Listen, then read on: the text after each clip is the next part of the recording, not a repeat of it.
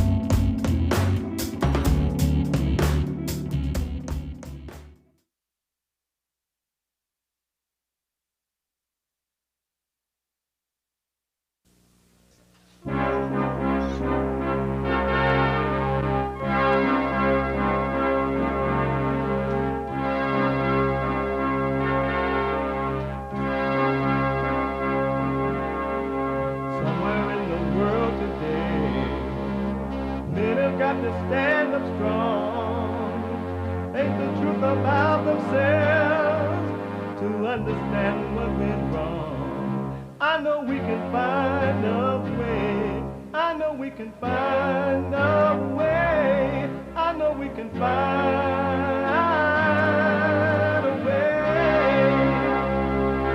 to stand up,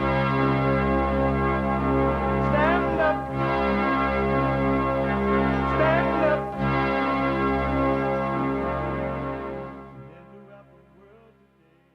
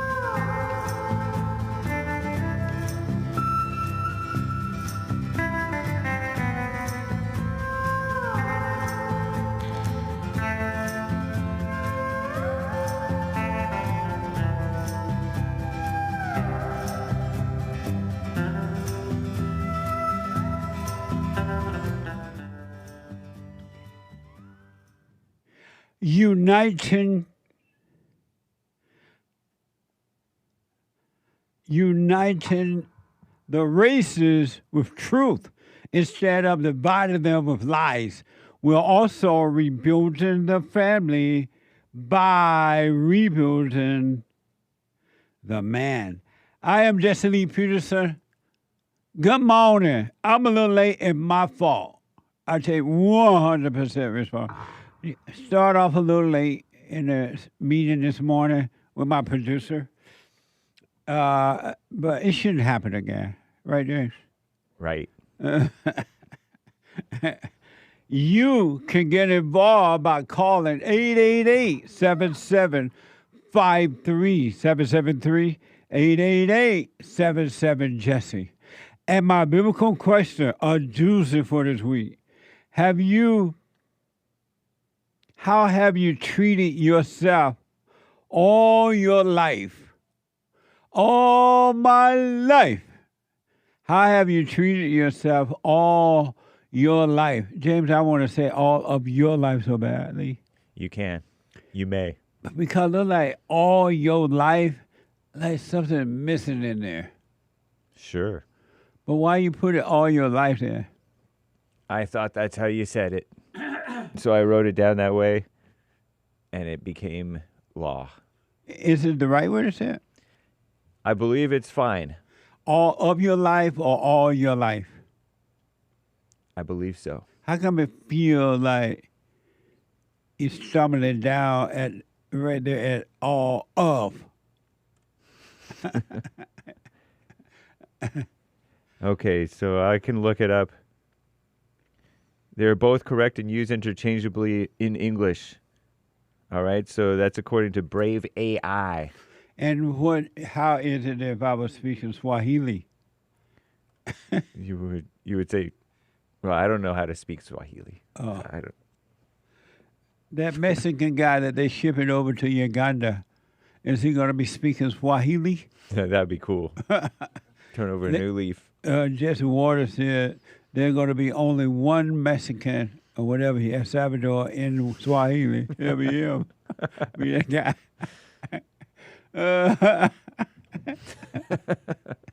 Oh, God. Anyway,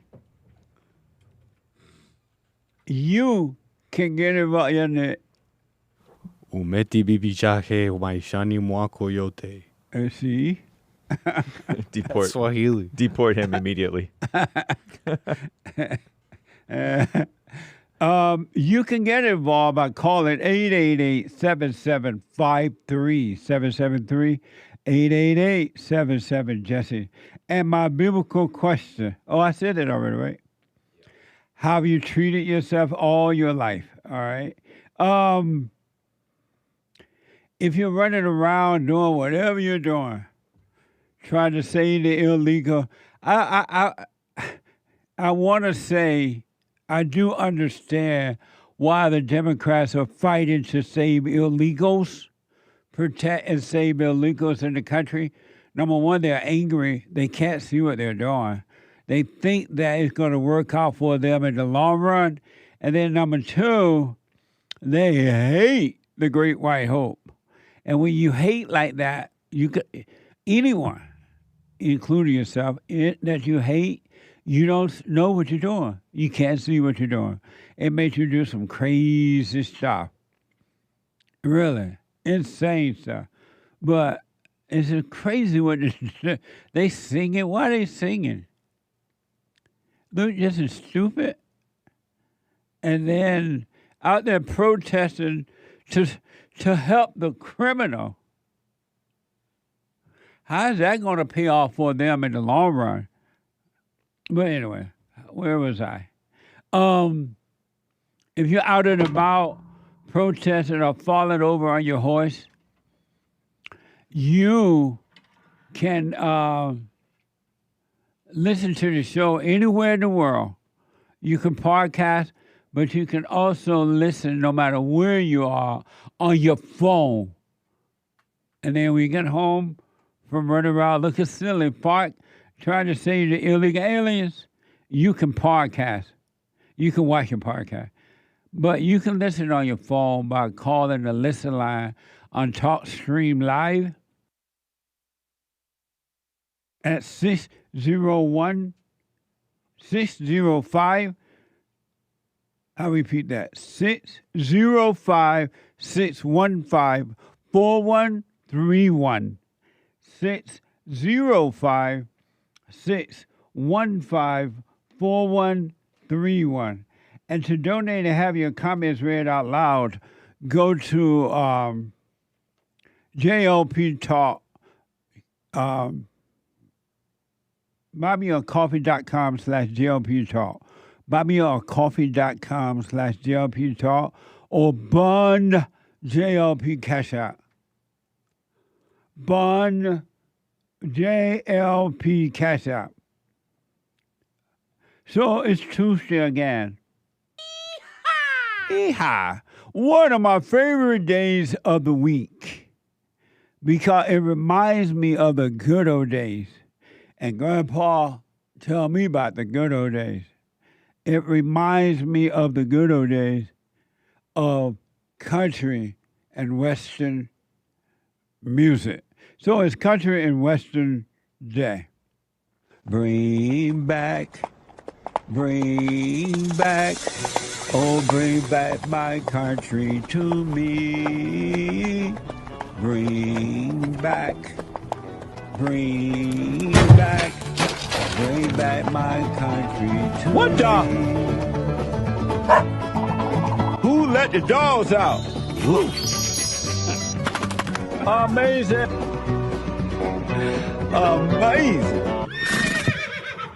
Amazing. James, am I holding? You got the mic right?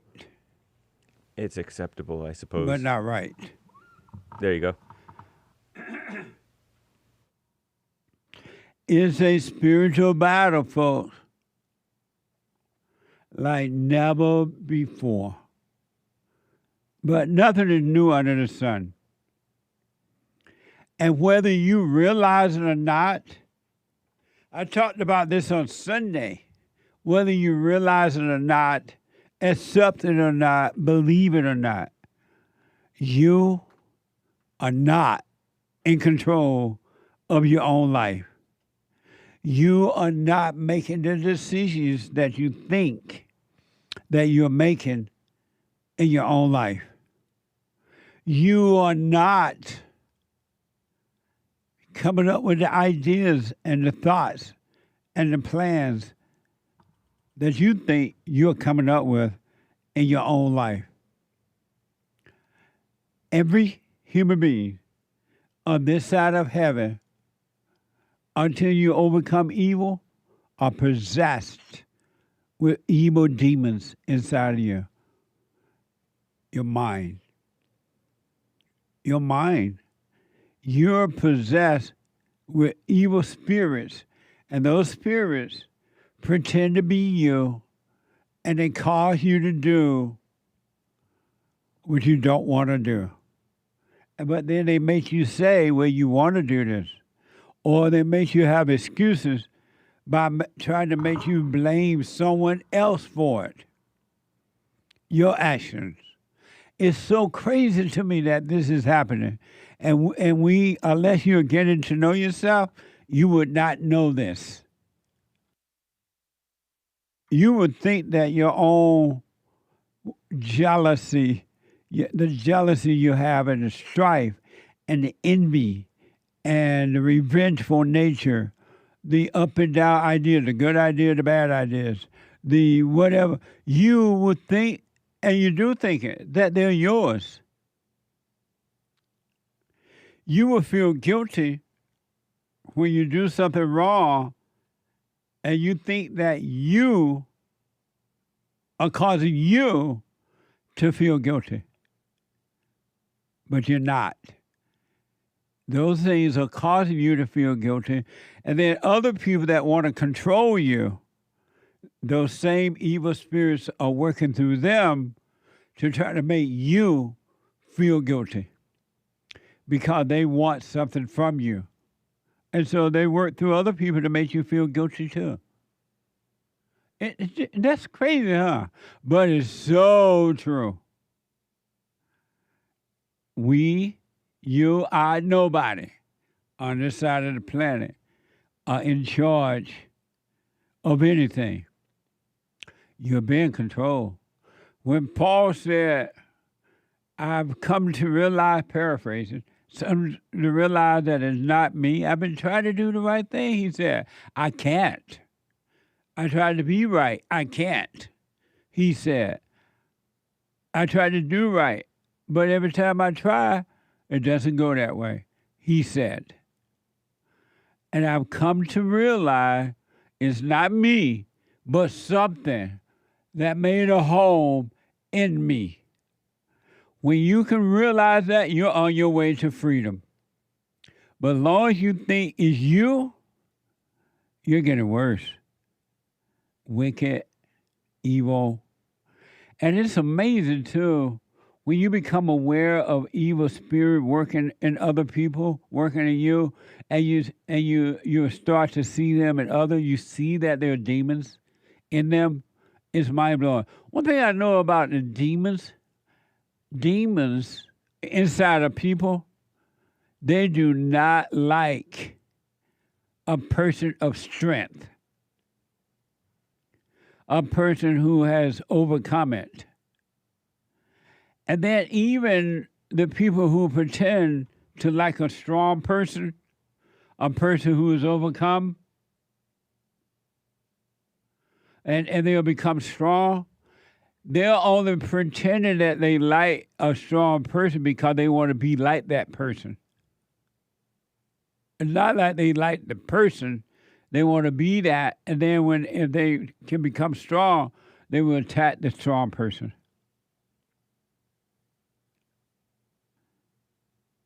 That is crazy to me. And demons smile in your face while all the time they're trying to take your place.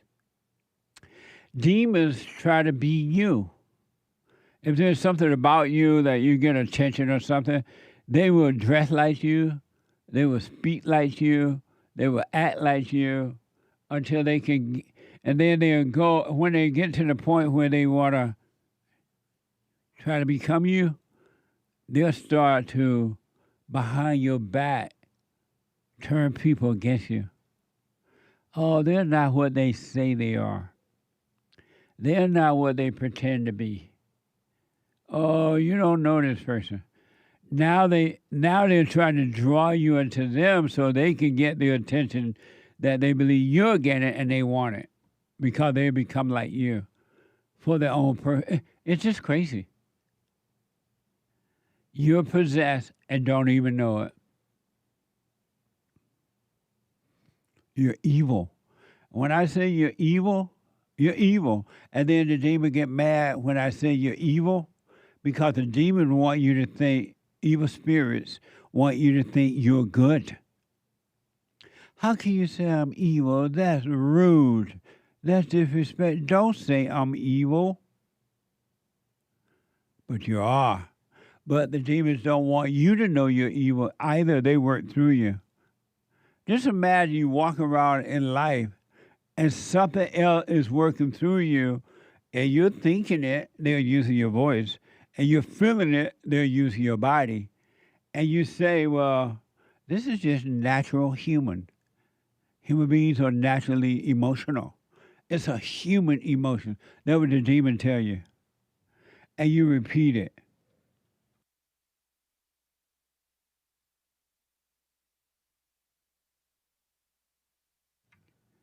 Isn't that amazing? You can overcome it, though.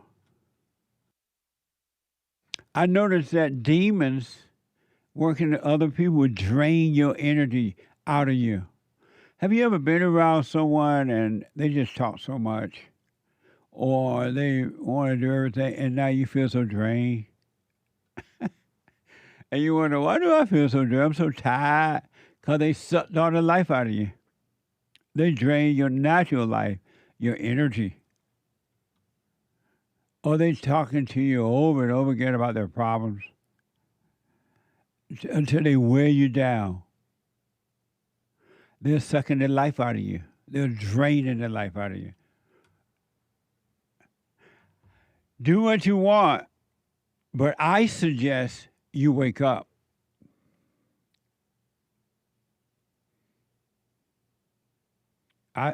But you can stay asleep, or you can wake up and see what's going on inside of you and stop calling it you because it's not. And you could be free. And on Sunday, in our Sunday fellowship, and you can check it out at rebuildingtheman.com/church, I was telling the people that anyone, I want you to really think about this. Anyone that gets angry, emotional, overreact, revengeful, stupid. I want you to think about this. And the next time you get angry, just kind of watch how you're acting and what you're doing. And you'll see, I'm so stupid, this doesn't even feel right. I'm silly. Angry people are stupid people. And then you do stupid things in the anger.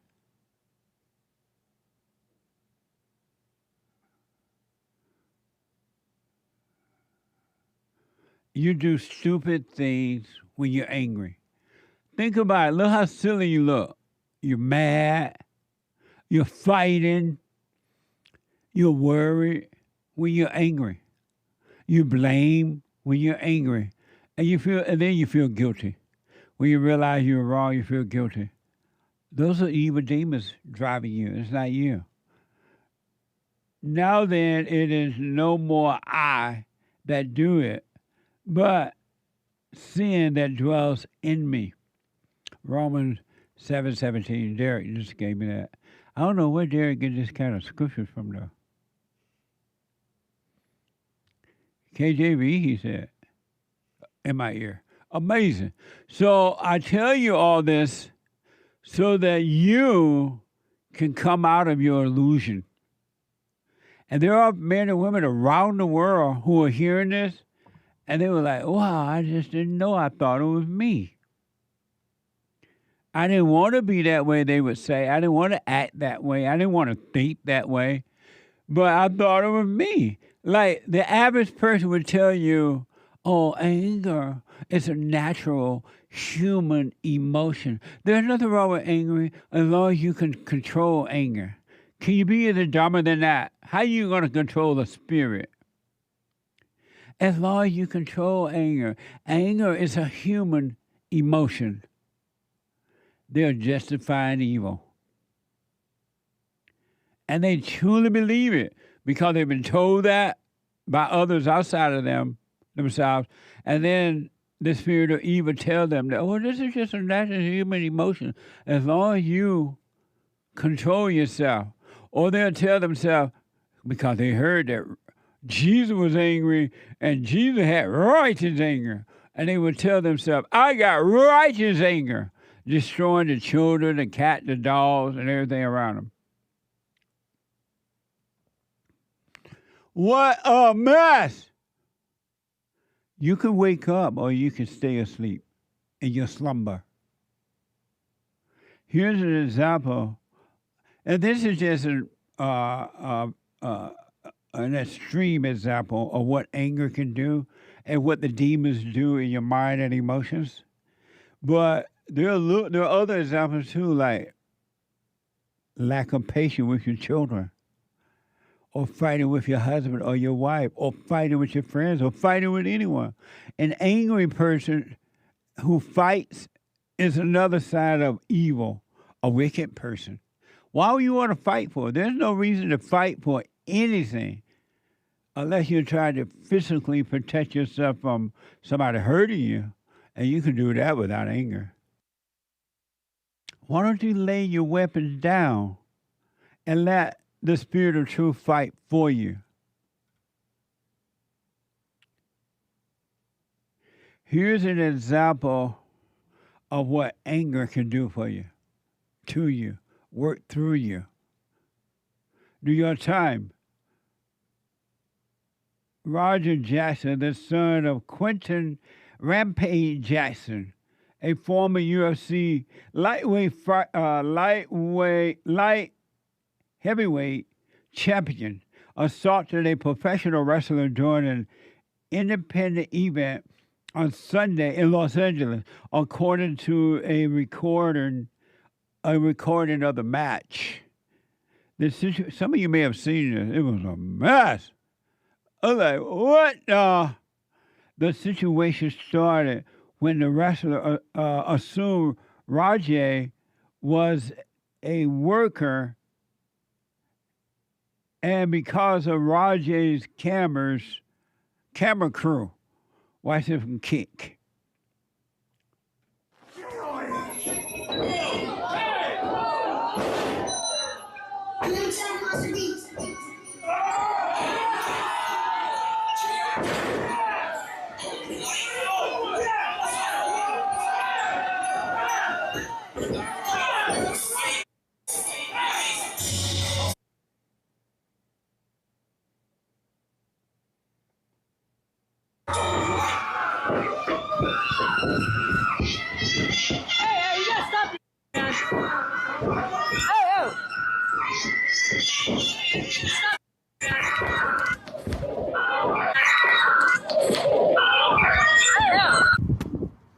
Taught them playing with me, bro.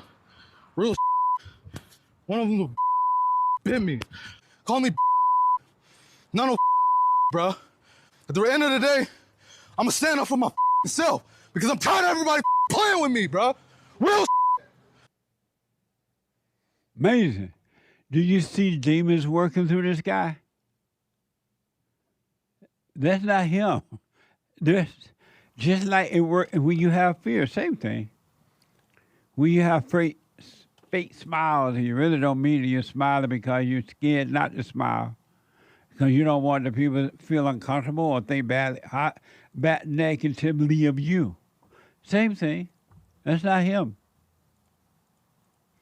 Jesse, that was the second clip. So, oh Lord, when the situation started and it went because of Roger Cameron's crew. Let's go to another story. I don't want to do that. No. It wasn't Derek. It was this thing right here. Let's go to another story. Amazing. Sorry about that, folks. Here's another example of evil spirits. And these are like extreme examples.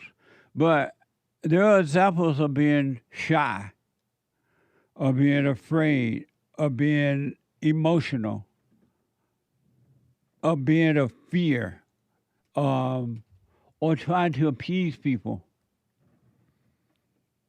These are extreme examples. They're little examples, or try to pretend you're someone's friend because you want something from them, not because you really are a friend. So there are other little unseen examples that seem to be nice. Do we have the right soundbite now? Yes. Okay. If someone throw a drink on you, is this how you should react? At South Park Mall, a white woman is accused of throwing a drink on a black janitor, and the janitor then responded by physically attacking her with punches, and kicks. Watch this from Facebook.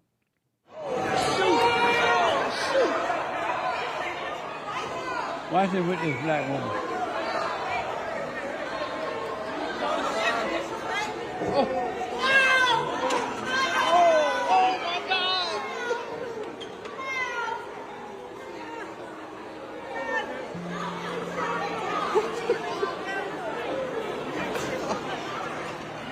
Oh, that's her mama.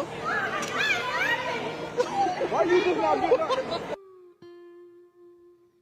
And it's funny that to them that they beating this woman down, according to a report.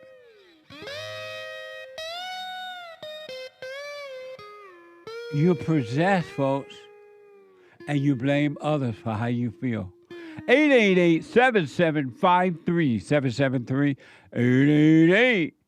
888-77 Jesse. When I come back, your phone calls and super chats. Back in a moment. You can't run from evil within yourself or outside of self. You got to deal with it. And you need good in order to deal with evil. And God is good. You need to return to the Father And you'll see within you, he will fight the battle for you. And he will fight it without, because he will show you how to deal with it. And you will have no fear. Love God with all your heart, all your soul, all your might, along with nothing else. Nothing else means yourself, your children, your wife, your things, your ego, your reputation, and all that. You can't care about any of that. The children of anger will use it to control you. But if you love God, he will renew your mind, and none of those things will be before him. And so when they go after you, oh, well, you may take my body, you may take my things, but you're not going to take my soul. And that's a true reality.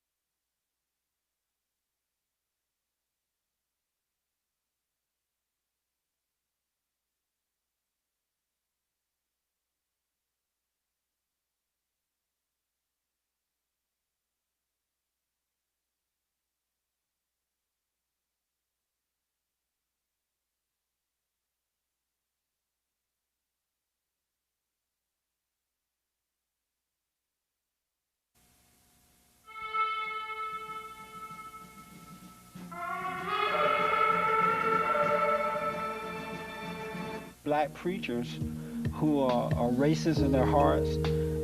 They are not called by God, but they've been called by their mama. The Jesse Lee Peterson Show is the only program in existence which deals straight up with black Americans. So-called civil rights leaders want them angry, dumbed down, and demoralized. It's not the leaders that blacks need, but good fathers and mothers.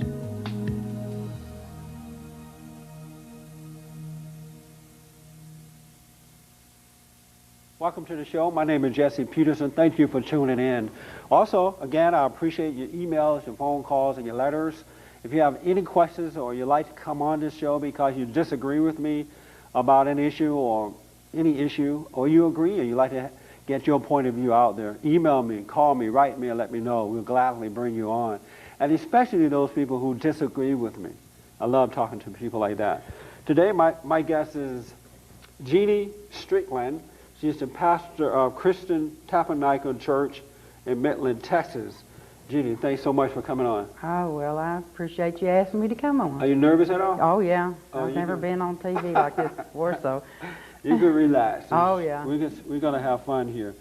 I like talking to women about, especially women who are pastors, because I didn't grow, when I was growing up, I didn't know women who were pastors. You know, I had not heard of that before.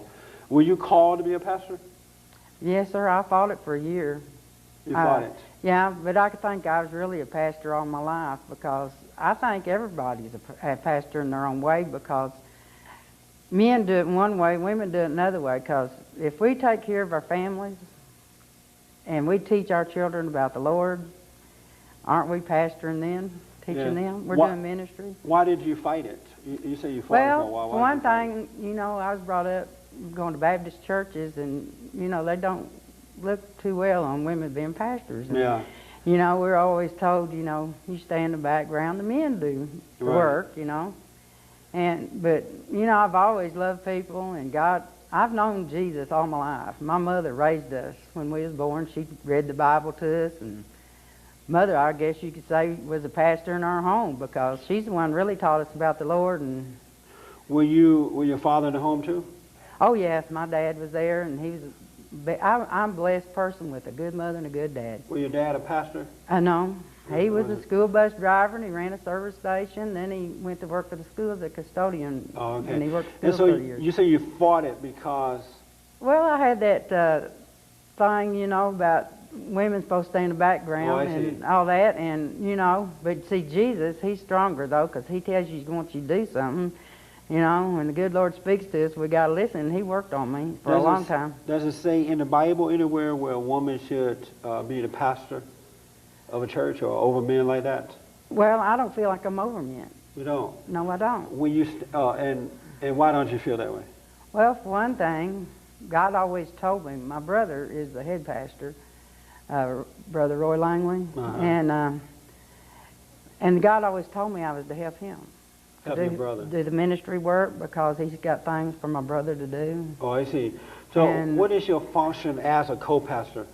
Well, I preach and take care of the church when he's gone, like he was gone to Brownward to do pastor work with our younger brother. I got a younger brother that's a pastor too. Oh, okay. These are my two younger brothers, and they were working down there in Brownwood and helping Pastor Brown down there. And when I took care of the church, Cindy and I did. Cindy was co-pastor too, and we both preached and teached and done, you know, just what a pastor would do. So, you know, are there men in your church? Oh yeah. Congregation that are a member of your church? Oh yeah. And they don't have a problem with you standing in the pulpit preaching to them? No. No problem at all? No problem at all. Are all. you surprised by that? No, not really, because when God pushed you in a place, you know, and you know he did, because when you sort of haggle back and forth with him about it, and he tells you to do it, you know, and you got to mind the Father. Do you counsel? Men and women and families in your church? I do. You do counseling. Do you ever counsel men? Usually I try to talk to them as a family, because like I told you, I lost my husband in September. I've been a wife for 38 years. Right. And I'm a mother and I'm a grandmother. And I feel like it's important for the families to come together, because I feel like Satan is tearing the family down. Yes, ma'am. I agree. And I believe that it's very important that our families get pulled back together. And let me ask you this. When you counsel with families, I want to ask you about the man and woman relationship. What do women want? Men don't know anymore what they want. What do they want? Well, I really think women would like men to be the men and head of the house, because God set it up in order that man is the Godhead. That's right. And the woman is his helpmate. So if they want that, why do they fight it when men do those things. When they become the head of their family, they're making decisions and doing the right thing, women put up a battle. Not all, of course, but most do. Why do they fight them on it? Well, I think for one thing, women nowadays have a hard time knowing how to be wives and mothers because they didn't have a mother like I had. That's a good point. Because back when World War II, so many women had to go to work because men that were at war, that it sort of started tearing down the family foundation. Have you noticed that women fight men now, or is this something that I'm imagining? It's true. It's true. But I think women don't understand how important it is to be wives and mothers. What a great gift God gave us to be in that role. Because who else can shape children's lives? Who can shape the world? Is right in that home, rocking that cradle. And if you teach the kids love and kindness, to love other people, and not just think of self, that, you know, and love, first of all, love Jesus Christ. Because if we don't have Jesus in our homes, we're in trouble anyway. Yeah. Are you, when you tell women they need to come back to their proper state of being, stop fighting against men, do they listen to that? Some do, but some, I don't know, you know, it's important if they get Jesus in the heart, because you know that makes the difference in the world. When you have Jesus in your heart and you can put somebody before yourself, because, you know, self gets in our way. Yes. All the time. That eye trouble thing's what I call it. And when they learn that they can be happy and they can feel important, being a wife and a mother, and there's nothing wrong with a woman working if she wants to work and her husband wants her to work, but, you know, it's got to be a family decision. And sometimes I think women are cheated out of the time with their children and their husband when they have to work constantly. Yeah, it's hard on a woman to work and raise children. Yeah, because they got a full-time job taking care of the family. What, you were married 32 years, right? 38. 38 years. Mm-hmm. Did you fight against your husband? I tried not to, you know, because, you know, everybody has their ups and downs, but I've always loved my husband. I always tried to respect him as being head of the household. Were you difficult to deal with at times, though? I hope I wasn't.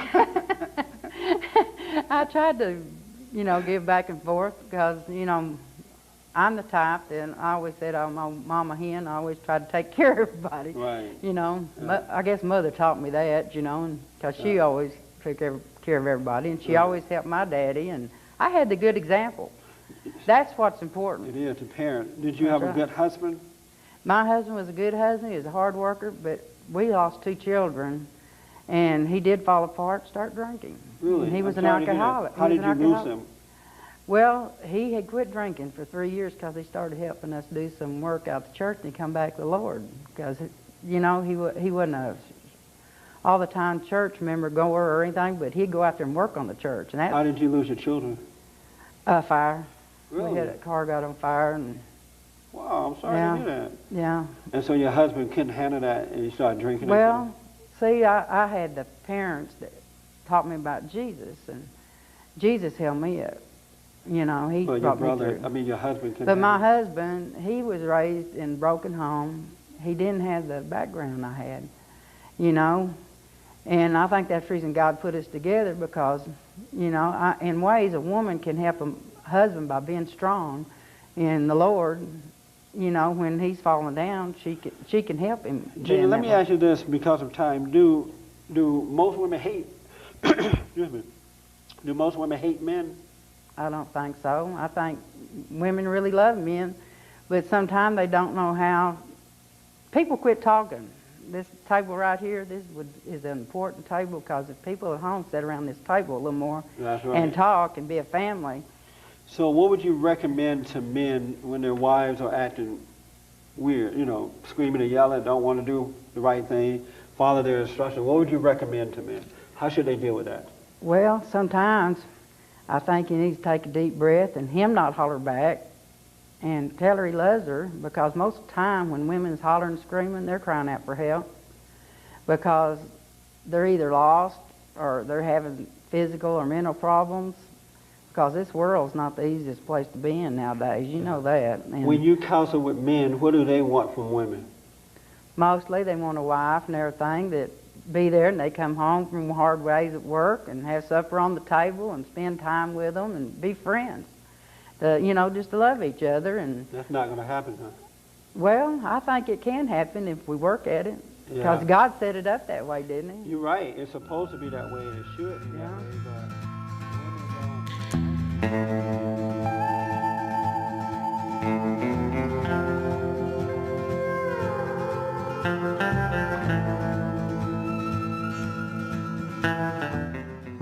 Okay, I think I got it now. What? 888-7753-773. 888-77 Jesse. Jesse. Jesse.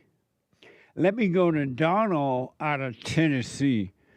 Donald, you are on the air. Hey, Donald. Hey, can you hear me, Jesse? You're on the air, yes, sir. All right, what's going on? All is well. Hey, Jesse, yeah, I was commenting. It's mighty funny. You was talking about the fake smiles and stuff because my Apostles Sunday, that was part of the sermon. These people, they know how to put on a fake smile, fake pose, and, they be on social media smiling like they don't have any issues in life or any problems. They're very good at that. They know how to hide their true identity, and people have to be very mindful and careful. But if you stay in the Word and you're opposed to that, then you can tell that those smiles are just frowns turned upside down. When you say stay in the Word, what do you mean? The Word will give you, it will encourage you to know that, when people are not following what the Bible is telling them. But a whole lot of folks read the Bible and they still don't see what's going on inside of them. Reading the Bible is not going to do it. No, it's living by it. But you can't live by the Bible. You said what, Jesse? You can't live by the Bible. What do you mean by living by the Bible? I mean, like following the Word, following what God tells you to do. The Bible, the instructions of the Word. I don't know what that means.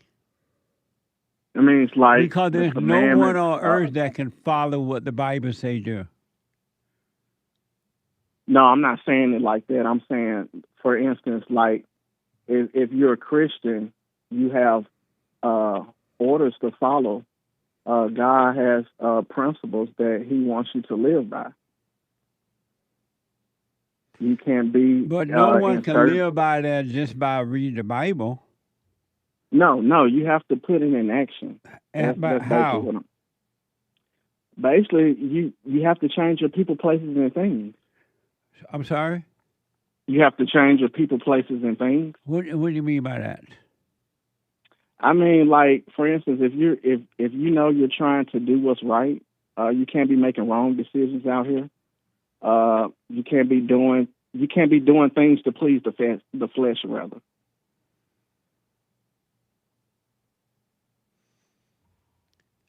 You can't be a flesh pleaser. You have to please the spirit. Spirit. And you may be right, but how do you do that? For those that don't know how to do that, how do you do that? In my way, what I do is, I mean, you have to have a standard. You have to, when you wake up, thank God. Thank God for waking you up. Thank God for grace, mercy, and peace. Thank Jesus for being your Lord and Savior. Thank Jesus for His blood shed on the cross. But that still don't change your nature. Have you noticed that? Yeah, it doesn't. But it's a part of an ongoing things that you have to do in order to stay stable in the world before you meet the judgment day, before you go to heaven or hell and meet God. You have to be living right. You have to be making right decisions. Do you have to wait to die before you meet God? No. And so how come? So why not meet those standards while you live then? I agree with that. I agree that you, No, that you was have a to meet those. question. You said why? Oh, why? Because it's an order. I believe it's an order that God wants men and women and young children and young men and women to live by. But It's no a one is standard. doing it. Yeah, no one is doing it, and that's why we supposed to be out here help winning souls and spreading the gospel and teaching people about biblical teaching. But God doesn't say do that. You said what, Jesse? God doesn't tell you to do that. No, but you still supposed to spread the gospel. But God Because, didn't tell you to do that either. Where did that come from? Where did that come from? It just comes from just knowing how you're supposed to be living in the world. But if you notice that spreading the gospel doesn't help people either.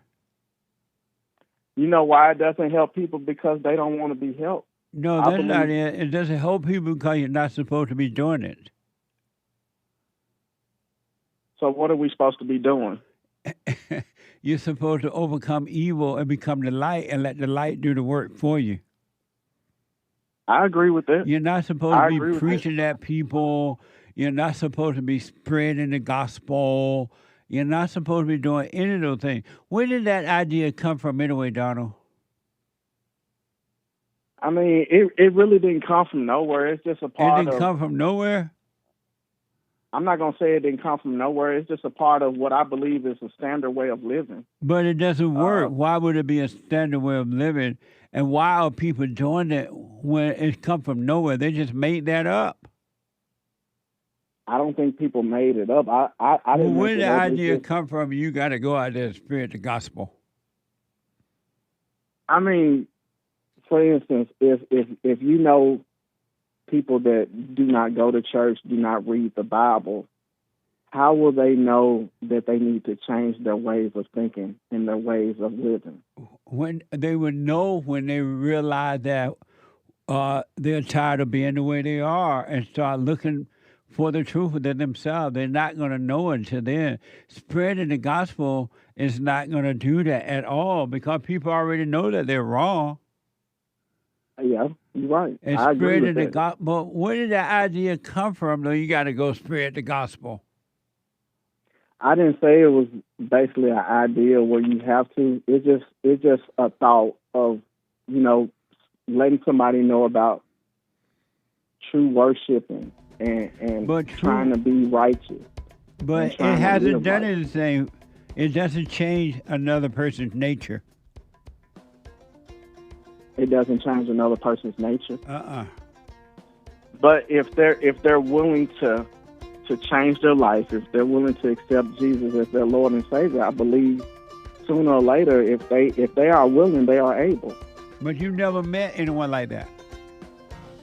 No, I just know people that are not in the Word, that don't go to church. But even the people in the Word are worse than the people that's not in the Word. Yes, and that too. Yeah. But Donald, I got to take a break. Thank you, don't call me again. I got to take a break. The hate news, not the fake news. 888-7753-773. Back in a moment. Check out my book, For Raised to Responsibility. I show you how I was able to overcome anger. The spirit of anger was taken away from me. I had it. And as a result of having anger, I was insecure. I had doubt, worry, fear. I was in a fallen state and didn't know it. And it wasn't until I went and forgave my mother who tried to turn me away from my father. I forgave my father for not being there and returned back to him. My spirit connected with his spirit, and through him, I was able to return to God. And I have perfect peace. Perfect love casts out anger. And when anger is gone, fear and doubt, worry, insecurity, suicidal thoughts, all of that is gone. And you are free. Amazon.com, Barnes & Noble, or if you want an autographed copy, you can go to my website at rebuildingtheman.com or call 800-411-BOND.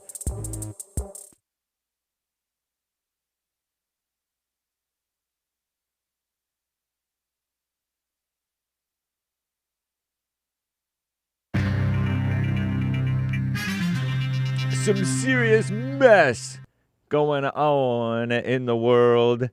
And Trump trying to clean it up, clean up the mess. But there's messy people trying to re-mess it up and stop him from cleaning it up.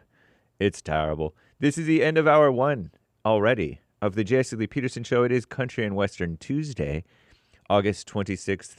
Happy Men's History Month. We're in the final week of Men's History Month. Make it count. There is one line open. You can call in right now. Even during, it is Hake news, not fake news. And JLP ought to be right back to your calls and your super chats. Appreciate that. And more great stories. Nice. Sweet. Commie Nonsense Network, CNN reports, in a significant escalation of his battle with the politically independent central bank, our greatest president, Donald J. Trump, announced he has fired Federal Reserve Governor, or should I say governess, Lisa Cook, who is black, a black woman. In the termination letter, Trump said that Cook, Lisa Cook, that is, the first black woman to serve as Fed governess under Biden, right, had been removed from her position for cause, citing allegations of mortgage fraud. Wow. Although the so-called Justice Department said that they plan to investigate these claims, Lisa Cook has not been charged with nor convicted of any wrongdoing. President Trump purported to fire me for cause, quote unquote, when no cause exists under the law, and he has no authority to do so. So claimed Lisa Cook in a statement, quote, I will not resign. I will continue to carry out my duties to help the American economy as I have been doing since 2022. And how's the economy been doing since 2022? Not that great. Thanks, Joe Biden. In recent months, our greatest president, Trump, has criticized Fed Chair Jerome Powell, a white male, whom, supposedly white anyway, whom he appointed during his first term for refusing to lower interest rates. What a mess. And our greatest president, Trump, versus J.B. Pritzker, that's the Illinois governor. I'm shaking my head about that guy. President Trump's threat to deploy the National Guard to patrol the streets of Chicago, particularly the South Side, is really bad, I heard, in parts, has sparked strong opposition from the city's so-called mayor, as well as the state's so-called governor, who is a potential Democrat presidential hopeful. Oh, really? J.B. Pritzker for president? Fat chance. No pun intended. If this were happening in any other country, we would have no trouble calling it what it is, a dangerous power grab. So claimed Illinois Governor J.B. Pritzker on Monday, flanked by city so-called leaders, including the Chicago mayor, the socialist, black, Brandon Johnson, who's even worse than that lesbian gal. We're begging for the lesbian back, Lori Lightfoot, because this guy is so out of control. He's worse than her.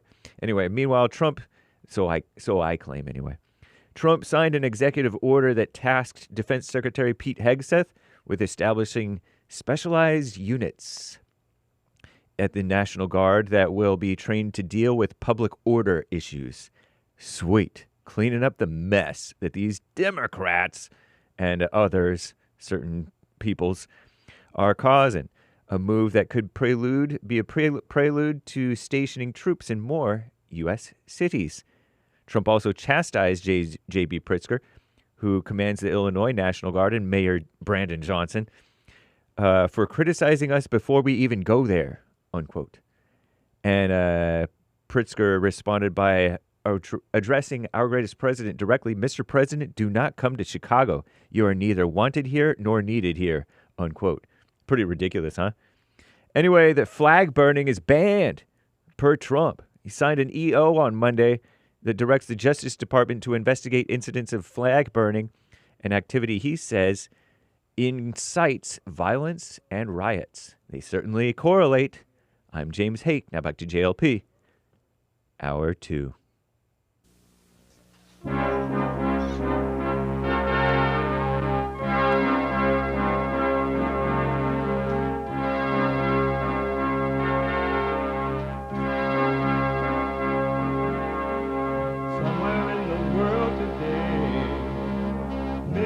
got to stand up strong. Ain't the truth about themselves to understand what went wrong. I know we can find a way. I know we can find a way. I know we can find a way to stand up, stand up, stand up.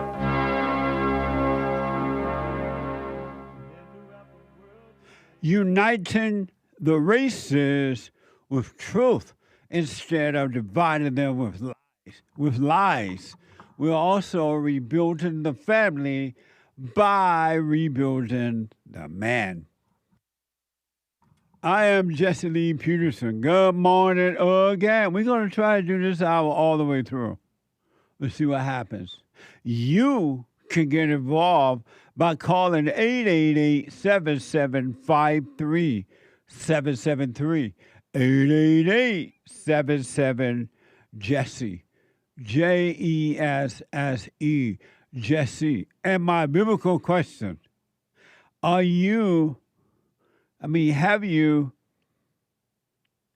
have you treated yourself all of your life? Now that sounds so much better for some reason. How have you treated yourself all of your life? Have you noticed that? Have you questioned yourself? How have I treated myself all of my life? No, you haven't, because most of you never get the chance to know thyself. You don't pay attention to you. You pay attention to everybody else but you. What now? We have every way that you can watch and support the show listed on JesseLeePeterson.com/show. JesseLeePeterson.com/show. And if you're running around, you're beating up white people or robbing them or stealing or committing genocide upon the whites, or if you're white and you're afraid to fight back, you're just afraid of the Negroes, or if you're just working out, or you're making breakfast, lunch, and dinner, and you just don't have time, or you're out trying to protect the criminals from going back to their countries, because you have a hidden agenda. You can podcast the show, but you can be listening on your iPhone or iPad by calling the listen line on TalkStream Live at 605-615-4131 on your phone. And then when you get back home, you can podcast 605-615-4131. 605-615-4131. 605-615-4131. And to donate and have your comments read out loud, we're going to get to your super chats here in a minute. Go to Buy Me a Coffee. BuyMeACoffee.com/JLP Talk. BuyMeACoffee.com/JLP Talk. Or Bond JLP Cash App. Bond JLP Cash App. It's Tuesday, second hour of Tuesday, and every Tuesday is Country and Western Tuesday. Yee-haw! All my thoughts, well, they've all been lies. They let me down every single time, because the devil's been making homes inside my head. I love this song. The good, the bad, the glad, the sad. If I could let them all go and give them to God, well, maybe you take this anger from my soul, and I'd shine like a light that's too bright to see. And I can lean on God so He can lean on me. Forgiveness, righteous, Perfect peace. Amazing. Amazing. a spiritual battle. Wake up. If not now, when? You don't have to wait until you die. As a matter of fact, I wouldn't wait until I die. Especially since there's only one death, and that's the death of the false self. The ego death. There's no other death. And so you like wait until you die and think you're going to heaven or things going to get better in glory. You're going to be stunned. You're going to be stuck in the way that you die. So the way has been made for you to have perfect peace right now. And unless you drop the anger, the resentment, and those people who want to believe, oh, anger is good. Anger, Jesus had anger. And you want to hold on to your anger, stay with it. For those who want to be free and never have to get angry again, and be free now while you live right here on earth, drop your anger. Forgive. Nick, I want to replay, and Nick doesn't know about this, but I want to replay clip 25-2 here in a minute. I want to replay something that I see I see it by paying attention to the news and my producer finding a lot of this stuff for me. And I just think that this is probably one of the most mind-blowing things I ever seen in my country. And this is evil, by the way, but I'm just not, it's an example of what happens when you have fear, by the way. I can't get over the idea that white Americans in the United States of America have settled with allowing themselves to be physically beat up by whites, by blacks, physically beat up by blacks. When you turn on the TV now, which is interesting, whenever, not every time, but most of the time when they have, especially when they're black movies or commercials and things like that, they always have the white person looking real dumb and stupid. Something like what they call a Karen, I guess. And the white people have to apologize if they say something funny about a black, around the black. And they're like, oh, zip your lip. Oh, okay, yeah, I hurt myself. I just, the men and the women. And then the blacks, and now they're able to breaking into the white people's homes. And I don't know, white men, help me to understand. And I remember years ago when I first started in the media, and I was writing for World Net Daily and other magazines. And I would warn the white people, why are you apologizing to the blacks? Why are you feeling bad about the blacks when you had nothing to do with it at all? And it's not true what they're feeling bad about. I'm like, this is going to lead to only get worse because people hate weak people. Look how husband and wife beat each other for breakfast, lunch, and dinner when you allow it to happen. You bring out the worst in people. People are evil. And you bring out the worst in them when you're weak with them. And the whites have done that. And I remember when they had the knockout game years ago now. How many years, Hake? Remember when the blacks were going around knocking out white people, laughing about it, posting it on social media? The knockout game was pretty big in 2014. It was making major headlines on Fox News and stuff like that. And it was like a joke to the blacks, and the whites were just letting it happen. I don't understand that. I don't understand that. I just don't understand that. Because in Mommy Africa right now, South Africa, white people did the same thing over there. And now they are being genocide. Is it called being genocide or under genocide? Hake? You are the proper correction English thing. They're under a genocide, I guess you could call it. White people are under a genocide in Mommy Africa. That's happening right here, white folk. You're already under genocide. I got proof. But I don't understand. I do understand. I'm saying I don't understand, but I do understand because, as I said, I don't understand. I'm understanding. How do you say when you don't understand just for conversation's sake? When you do understand, the men and the women, not just the white women, it's the white men too.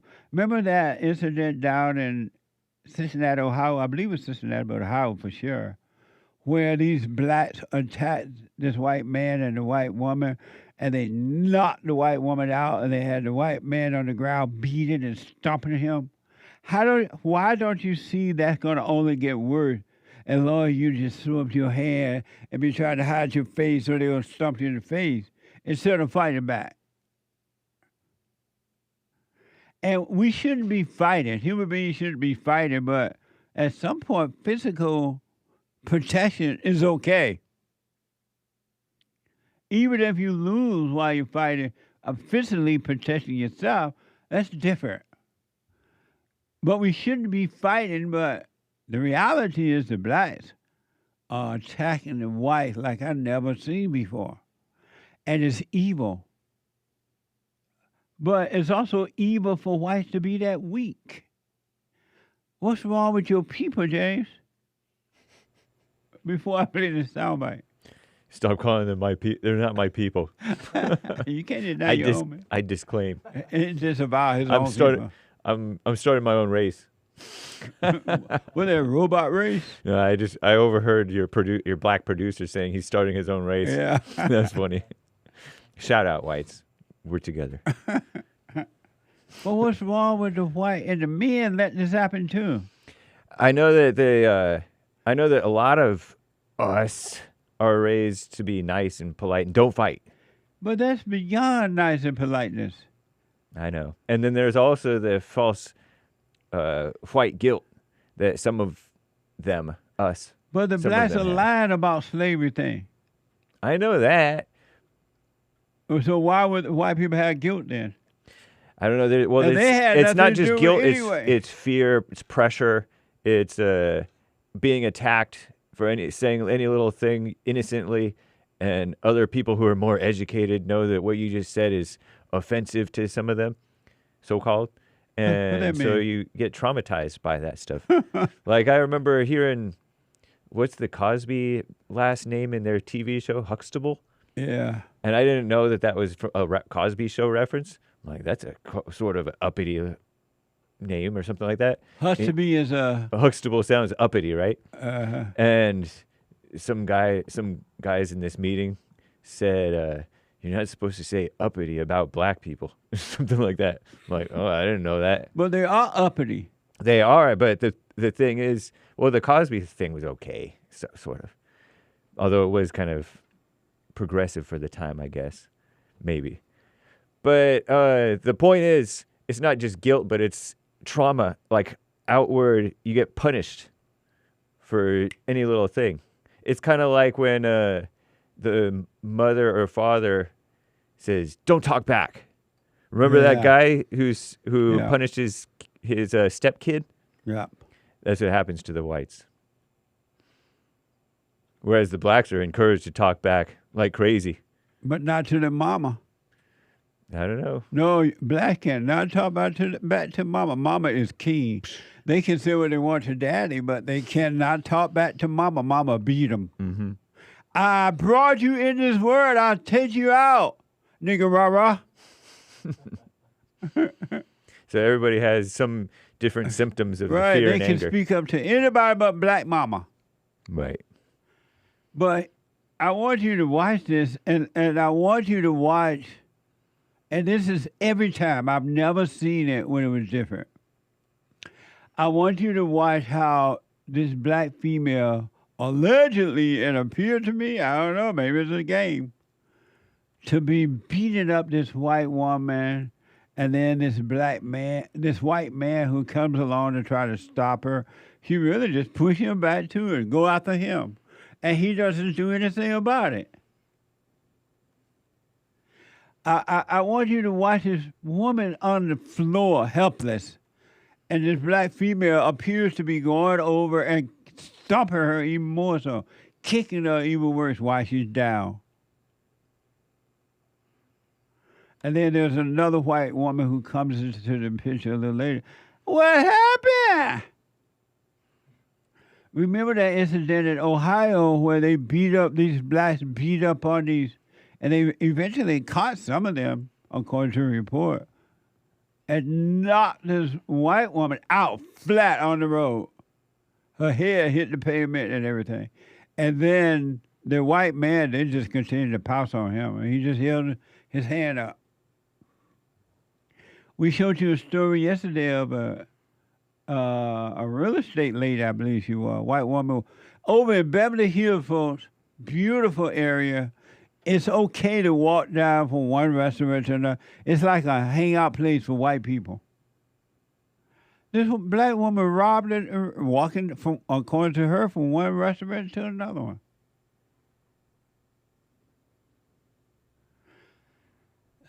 I just don't understand. How did you lose? I know, when I say I don't understand something, let me know you do understand. You lost your fight for your family, for your children. I said years ago when white people start allowing their children to go to black schools, I'm like, why are you doing that to your children? Why would you send your child? I wouldn't even send my child to a black school. And I'm black.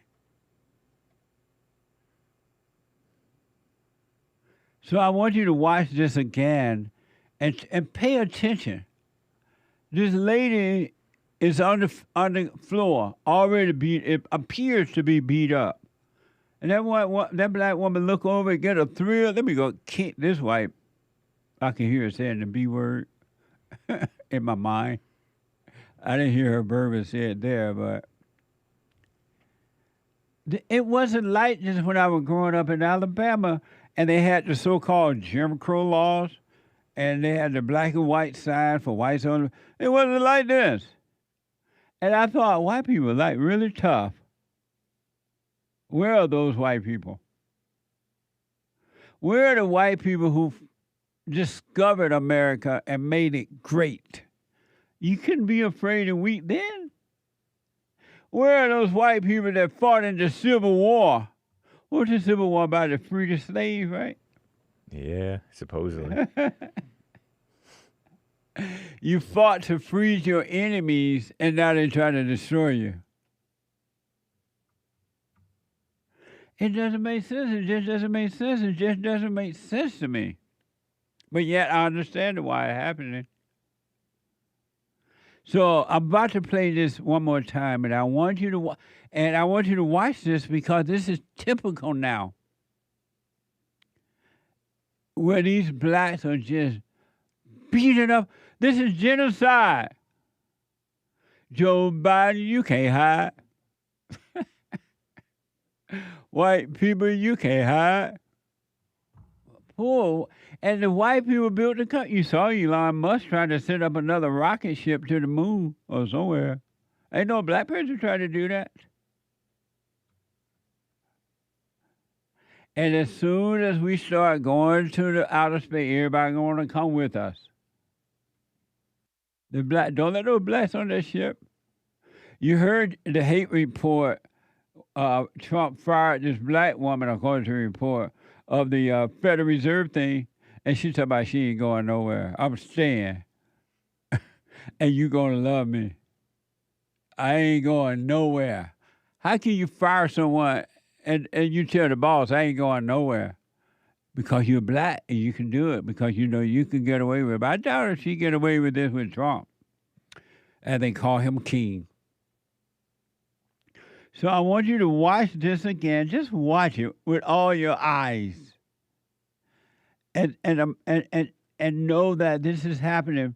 The blacks are doing this to the whites everywhere in Africa and here, and in Europe it's happening. I think the Muslims doing it over there. Now, like, oh, about people. So this is at South Park Mall. A white woman is accused of throwing a drink at a black janitor. The janitor then responded by physically attacking her with punches and kicks. White House lady is already down on the. Apparently, the black woman already knocked on the floor. However, she got there, and the black woman see her down there and go and kick talking about kicking you when you're down. Watch this from Facebook.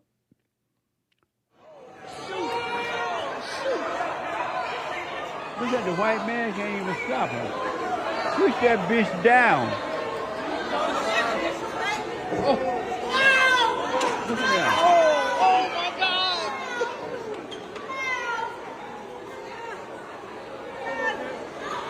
Look how the white woman just looking up. I'm helpless. Oh, that's her mama.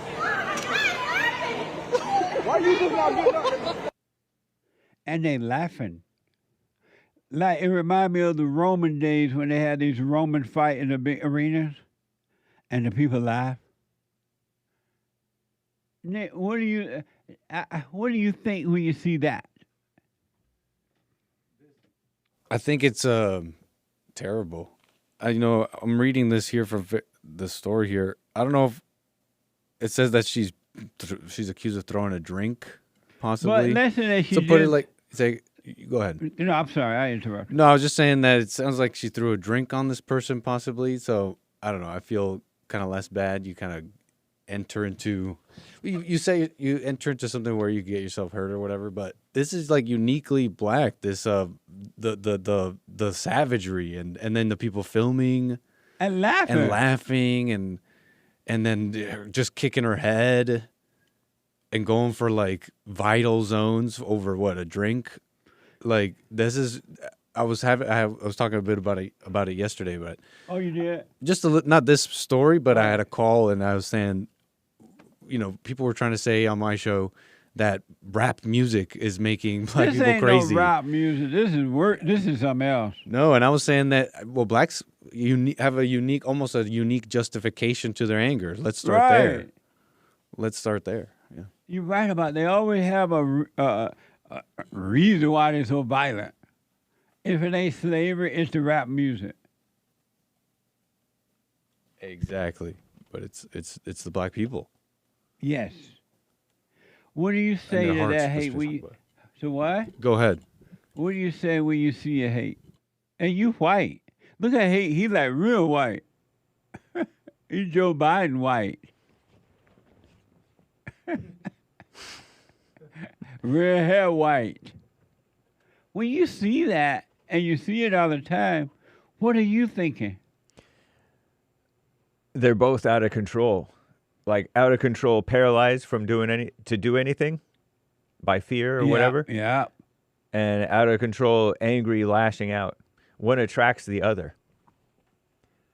The weakness of the whites just makes her being on the floor triggers that predator instinct, super predator instinct. That's a reference to the Democrats. It does. Yeah, it totally does. Makes you want to hit or kick or and be look how brutal. weakly the white man, looked like it was a white man trying to push the black woman off, and she just pushed him back. Yep. Ran him off. Because you're not supposed to hit a woman. Yeah, right. Especially not a black woman. Yeah, right. So that was in San Antonio, Texas. South Park Mall in San Antonio. Oh, it was? There's a bunch of incidents over there. When I searched it, I couldn't even find this one. Because this one's relatively mild, I guess, compared to what goes on.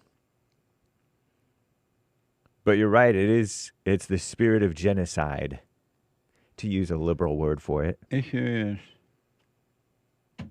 Joe Biden, you can't hide. black people you can't hide, you're committing genocide. This is only going to get worse, though. That's what's evil, because it's evil for the blacks to do this. And not all the blacks. Not all. Let me make it clear, because I can hear it now. You saying black people. Not all, but most. This is not good. This is not love. This is not of God.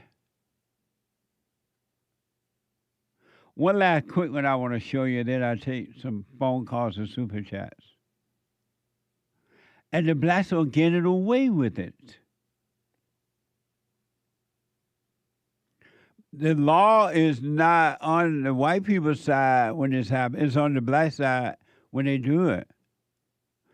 The two black teams who beat up on big balls are now free. I guarantee you, had it been the other way around, they would not be free. The white men who attacked a black man would be in prison for life. NBC out of Washington. NBC Washington. 2 teenagers charged in the carjacking in which a former Doge staffer was assaulted. Outraging President Donald Trump days before he federalized the D.C. police have been released from juvenile custody. Watch this from Newsmax. Good morning, Mark and Alice. And yeah, it's almost like DC's judicial system is intent on proving Donald Trump's point that they are flat out unserious about punishing criminals, especially juvenile ones. Remember, Donald Trump called in the National Guard. He federalized the DC police after a former Doge staffer was absolutely pummeled by a mob of juvenile delinquents in an attempted carjacking. Police arrested 2 suspects, 1 male, 1 female from nearby Maryland, both 15 years old. And despite the vicious assault and the girls' prior run-ins with the law, Judge Kendra D. Briggs, a Biden appointee, cut them loose. Instead of staying in detention, they got curfews, electronic monitors, and an admonition from the judge to go to school. Oh, how nice. Law enforcement officials say that free pass sends the exact wrong message. It sent the message that it's okay to beat up on the whites, and then take them to a black judge, and the black judge is going to let them go in the front door and out the back. White people, what do y'all think is going to happen? Do you think one day, by and by, it's going to get better?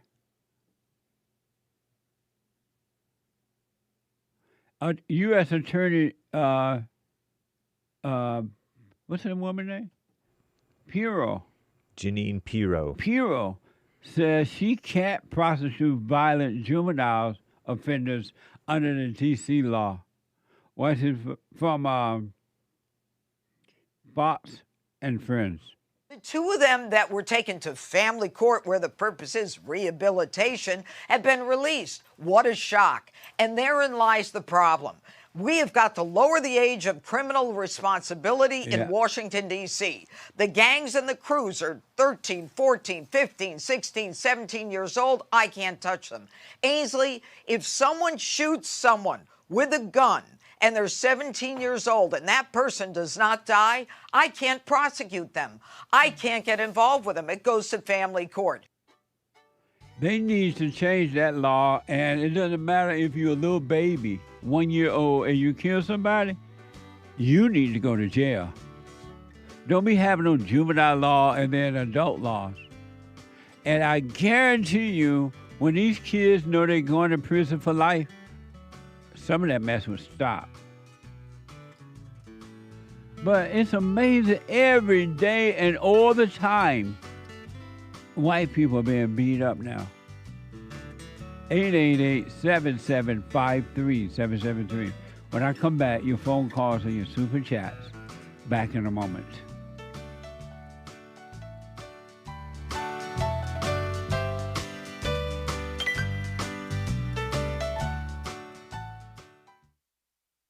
Check out Punchy's Coffee. I have my own coffee now. Punchy Coffee is good. Every bag is roasted to order. Freshest flavor. Top quality.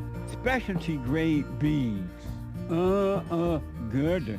Every dime goes back to Bond, my nonprofit. And we are rebuilding the family by rebuilding the man. So when you're drinking coffee and enjoying it, just know you're helping somebody. Amazing coffee. Punchy has his own coffee now. What the? And it's so good. All the way from the plantation to my own coffee. Who would have thought? Did that coffee come from the plantation? Did I pick my own coffee? Check it out. Go to rebuildingtheman.com, rebuildingtheman.com/stores, and get Punchy's coffee.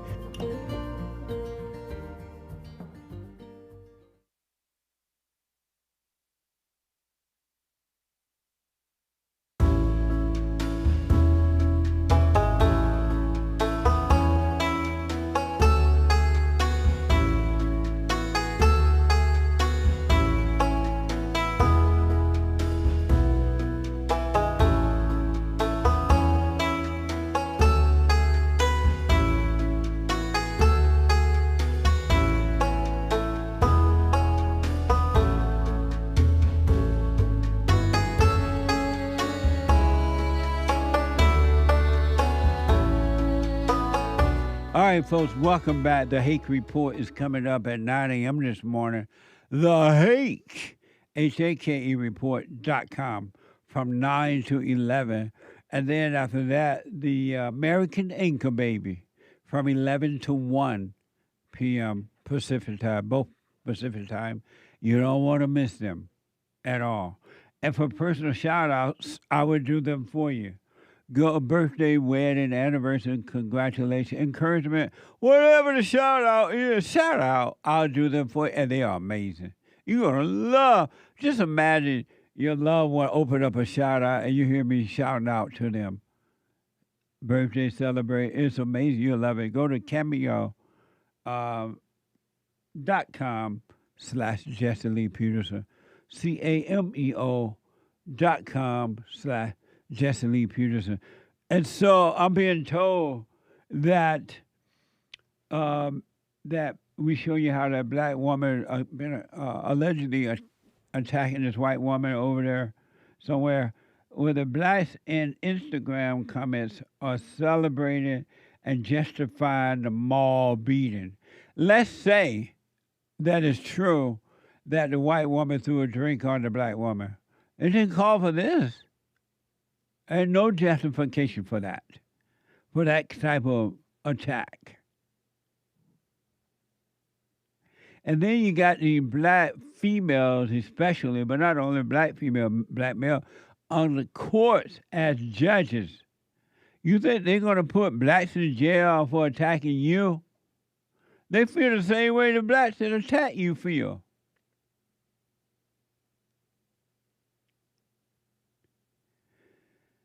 What a mess.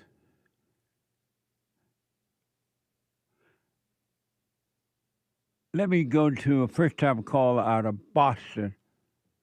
John out of Boston, Mass. John, you are on the air. Happy Minute History, by the way, folks. John, you're on the air.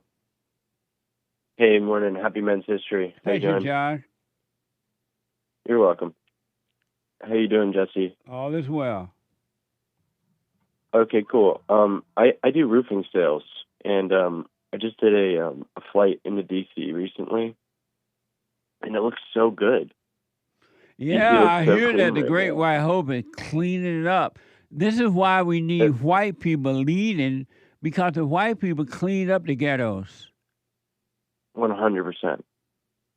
100%. Yeah, we need to clean up the ghettos inside of D.C. and make it safe again. I felt really safe being able to walk around and get to my conference and do what I needed to do. Yeah, it needs to be done in Gary, Indiana, Chicago, Washington, D.C., as it's happening there, New York, Los Angeles. It needs to be done in Boston. Yeah, in Boston, anywhere And that's where what- the blacks and the Asian, not the Asian. The mayor of Boston is a Asian woman, right? Yeah. What a mess. What a mess. And so, I have a question about fear. Okay. Would you be able to take that? Yes, go ahead. Yeah, so, I've heard you say that, you don't have the spirit of fear anymore because, you have peace from God. Right? Okay. Yes.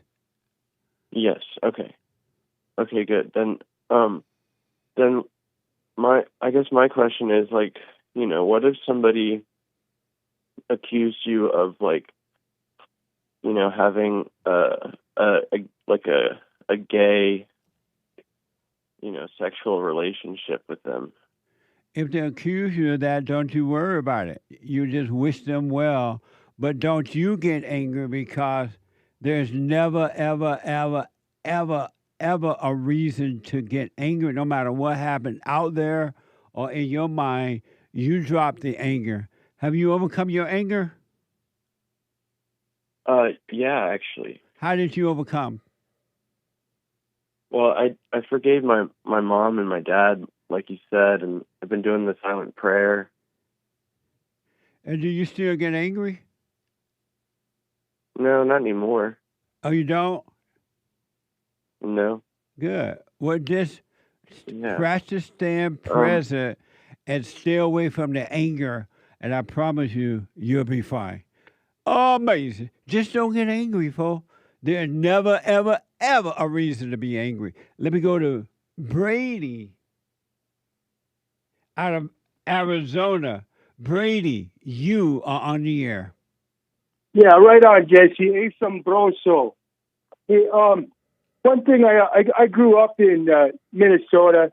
I lived in Vegas for the last 20 years, and now I live now in the desert west of Mojave Desert near the Grand Canyon. But all through my life, the black man has targeted me. I've been in how many different fights with black men growing up. And I also was almost murdered by one when I was 18. And I just cannot figure out all through my life. Are you white, Brady? I'm semi-white. I'm kind of brown. I've been in the desert a while. But are you a white man? Are you? Yes, I'm a white man. Oh, okay. And so you're saying you've been attacked by the blacks? Yes. And how did you deal with it when you were attacked? I had to fight back. I ended up getting my ass kicked by them, and then a guy jumped me out of the woods, knocked me out, and when I woke up, they were trying to run over my head with the car. They tore half the hair off the scalp of my head. I did get up and find that man, and the guys that I was camping with up by the Canadian border, we waited for that black man to come through the woods, and I'm not happy to say what happened to him, but we did catch up with him, and it wasn't a good scene. But that man had been tormenting us kids. We were a lot younger than this black man, and he'd been tormenting us for probably 4 or 5 years. And to this day, I think that's the reason why I wear a gun on my hip. I am done with the white genocide of the white man. We are the biggest persecuted people on the face of this planet, and all you hear about is the poor black man and how slavery was perpetrated by the white man. Absolutely nonsense. But I do want to encourage you not to get angry about it. Don't be angry, because if white people become angry, they're going to deal with it in the wrong way. It's enough to see injustice, but you should never hate injustice, because if you do, you become like what you hate, and then you'll overreact to the situation in the wrong way. So don't get angry so you can see how to deal with it. I guess I'm not angry, but when you're in a situation where you're attacked or robbed or jumped by a group of black men just for no reason, you are forced, your brain puts you in a hate situation. Maybe it's not that word. It's an angry, it's fight or you don't flight. Want to, that's what you don't want to do. You don't want to get into the hate situation, because you're going to overreact, and that's what your enemy wants. And when you overreact, you're going to end up in jail, or you're going to end up in a worse situation. You can defend yourself without being angry. Do you realize that? Or hateful? Well, I admit 100%. I'm angry when somebody's trying to run over my head. I'm going to kick their ass. But You can call that don't keep angry or cursing. angry. Hey, don't keep cursing. We have kids listening to the show. But do you know that you don't have to get angry, or you think you need to get mad? I just think I react to the situation. I don't like to be angry at all. I prefer to go through life in a peaceful situation, not in an anger mode all the time. So why don't you drop your anger? I have dropped my anger. I put a gun on my side. I let my gun worry about my anger. Brady, why don't you drop your anger? It's dropped. But then I don't why have do you, anger, Jesse. But a gun on your hip is not going to stop you from being angry. It's going to protect me, though, in the future, which it has already many times. It won't many stop times you with my gun on my Brady, hip. but it won't stop you from being angry. You want to No, it not won't. being angry so you can be at peace no matter what situation happens. I try to be at peace, but God tells me to wear the gun on my hip. I'm from Arizona, and God tells me to wear a gun. Oh, okay. Sorry, that's just the way it is. All right. Thank you, Brady. I appreciate it. Let me go to Eva out of Knoxville, Tennessee. Eva, you are on the air. Hey, Jesse. Hey, Eva. How are you? I have an aunt named Eva. You tell me that every time I call. One of my dad's sister. Yeah. How's she doing? I don't know. I haven't talked to her in a long time. Oh. But go ahead. I was calling. God, I always get nervous. Relax. Catch your breath. I know. You know what? It's a lot better than it has been before. While I was waiting, I was just observing, the feeling that you get. And so it's like a shaky feeling inside, and then your body kind of shakes, and it causes confusion, basically. And who is shaking? Who's feeling that way? Me inside of myself, like in my body, my physical body. Are you your fear or your emotions?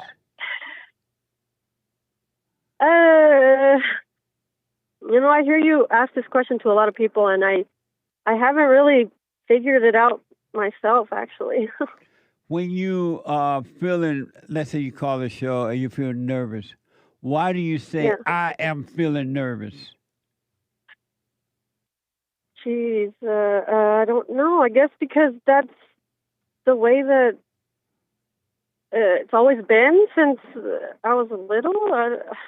My whole life, that's when we talk about ourselves, we say me, I. And who are you?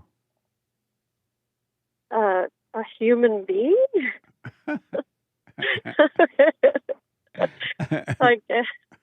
Yeah.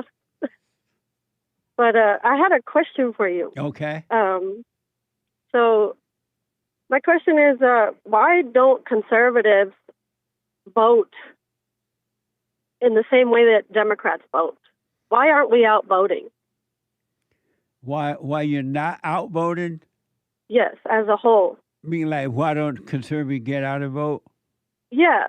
I think one reason, I could be wrong about this, but I think one of the reasons, prior to Donald Trump, the Republican representatives were no different than the Democrats. I remember before Donald Trump got in office, and the Democrats were controlling everything. The Republicans were going along with everything the Democrats were in support of. And so I think that turned a lot of people off. I know for me, I had got to a point where I just wasn't going to vote for the Republicans anymore because everything the Democrats wanted to do, they were just doing it, and the Republicans were going along with it. Yeah. Because you notice that when Donald Trump got in there, and he said, what are you going to do for the American people? And the people voted for him. They need somebody that's going to do the job and work for them and not against them. And the right-over Republicans don't operate that way. If Donald Trump were not in there right now, the Republicans wouldn't be doing anything. None of the things that you see happening now would be happening under the Republicans even if they had a Republican president other than Donald Trump? Yeah, you know, I have. Oh gosh, my mind is. Sorry, my mind is like got me confused. But so the reason why I was calling was because I noticed that a lot of people that I know that are conservative, we just complain. There's just a lot of complaining going on, but there's not a whole lot of voting. Yeah. Last week on Thursday, I live in Knoxville, and last week on Thursday, I got a text message from a Democrat saying, "Hey, come out and vote for your city council member. Vote Democrat. Today's the last day for early voting."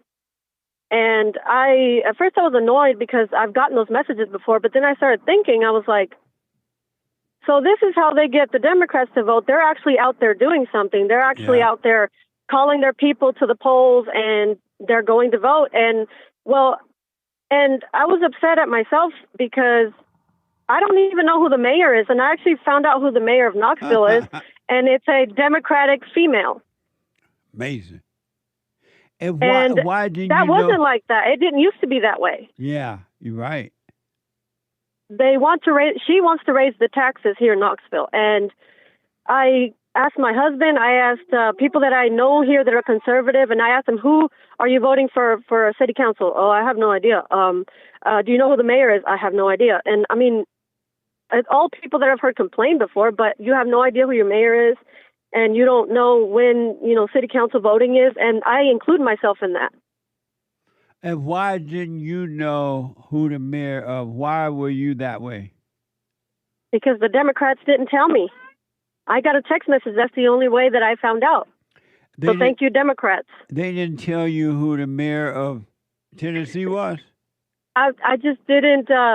I didn't pay attention, and I think that's a problem. Is that we're not really paying attention. We're not interested in any of that, or not even just that. But conservatives are out working and paying taxes and doing all this stuff, while the people that are feeding or eating off of our taxes are at home getting text messages from the Democrats to go vote, and they're the ones that have the time to vote. Maybe, I don't know. Why didn't you know who the mayor of Tennessee was? I didn't look into it. I didn't care, I guess. And why not? Because I when I first moved to Knoxville, I moved up here from Atlanta in 2010, and around that time, I'm not sure exactly when was his term, but the mayor here was Tim Burchett, and it was awesome. Like Knoxville was where I wanted to be when I came to visit here. That's the whole reason why I moved here. It was because it's just different. It was different. People are conservative here. People care about their families, and it's family oriented, and it's starting to change just like every other city, I guess. So because of timing, I want to get to some super chats as well. You didn't know who the mayor of Knoxville was. For what? Why you didn't know? I wasn't paying attention. I was too busy raising kids. Are you conservative? I consider myself conservative, yes. And so you were so busy raising kids. And when did you come to know that it was a liberal Democrat? And why did you come to know? Because I looked it up after I got that text message, the Democratic text message to go vote. And I actually went and voted that day. Me and my husband was actually off Thursday by some miracle, and we both went and voted for city council members. And today is actually the voting day for city council. Oh, today is. Yeah. Okay. And are you voting? I already voted. I voted last Thursday, early voting. Oh, okay. Yeah. So I don't know. I guess that was my question was why aren't we doing that? Why aren't we voting? And and if we are not going to do it, then why are we complaining? You're right about that. If you're not going to get out and do anything about it, there's no reason to complain about the situation. Yeah. I totally agree. But I just think that prior to Donald Trump, and I could be wrong because I don't know what everyone is thinking about that. I just think that conservative voters just kind of gave up because these Republican representatives prior to Donald Trump were not doing anything. And then when it's time to vote again, they come out and say what they're going to do. And once they get in, they do nothing. So I just think that the conservative became fed up with that.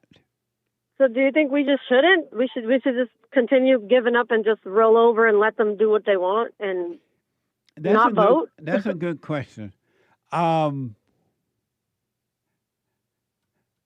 a good question because prior to Donald Trump, I don't know which conservative representative I would have voted for, to be honest with you, because 4 years under Joe Biden and then 8 years under the Father Messiah, Barack Obama, I just noticed how the Republicans, they would just hold meetings. That's all they ever did.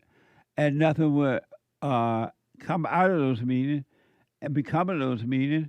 And then with whenever it was time for war, you had the Republicans going along with it. I remember when that guy from Ukraine, I guess, Ukraine, right, would come here whenever he needed money. He would come to our bank and just get the money. And Republicans went along with it.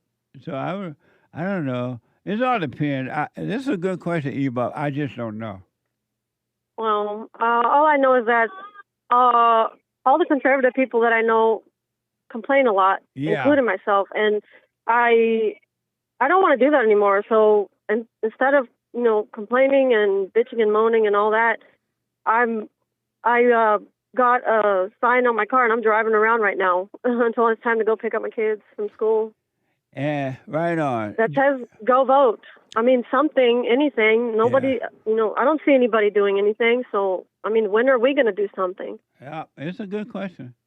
Stop when being are we going to afraid. take back when are we going to take back our cities and towns? Eva, because of time, do you spell your name? What do you have to do? No, I always pronounced it Eva. Eva? Because well, I never. Because you're Hispanic. So I'm Hispanic, right? Of Hispanic origin. My parents are Mexican, and so people in Spanish they say Eva, but in English they say Eva, and I don't really care. I don't care how people call me Eva, Ava, Eva. It's all the same to me, and I don't. And you answer no matter what name they call you. You answer. Yeah, it doesn't bother me. Well, thank you, Jesse. You're welcome. You stay with it, stay with it, all right? All right. Thanks. Okay, all right. Bye-bye. I got to take a break. When I come back, your super chats and your phone calls. The hate news now, not the fake news, but the hate news. And I'll be back in a moment.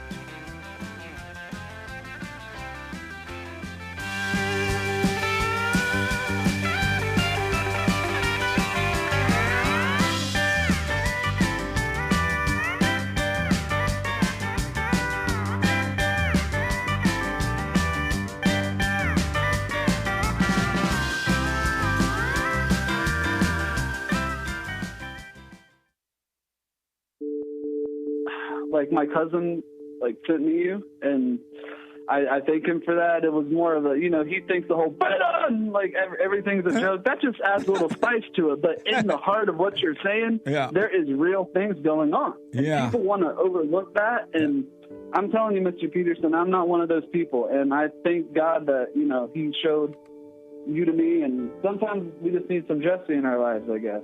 I wish we had more brothers like you. We need more brothers like you. Because we don't have most guys that can, lead black people into the right direction. And I thank you for that, because a lot of people will be like, man, it's still going on. It's racism. And I try to tell them, watch his show. Listen to this brother. He's telling the truth. Take no thought about tomorrow. Yesterday doesn't exist. And you're going to see, man, God is with us and all is well.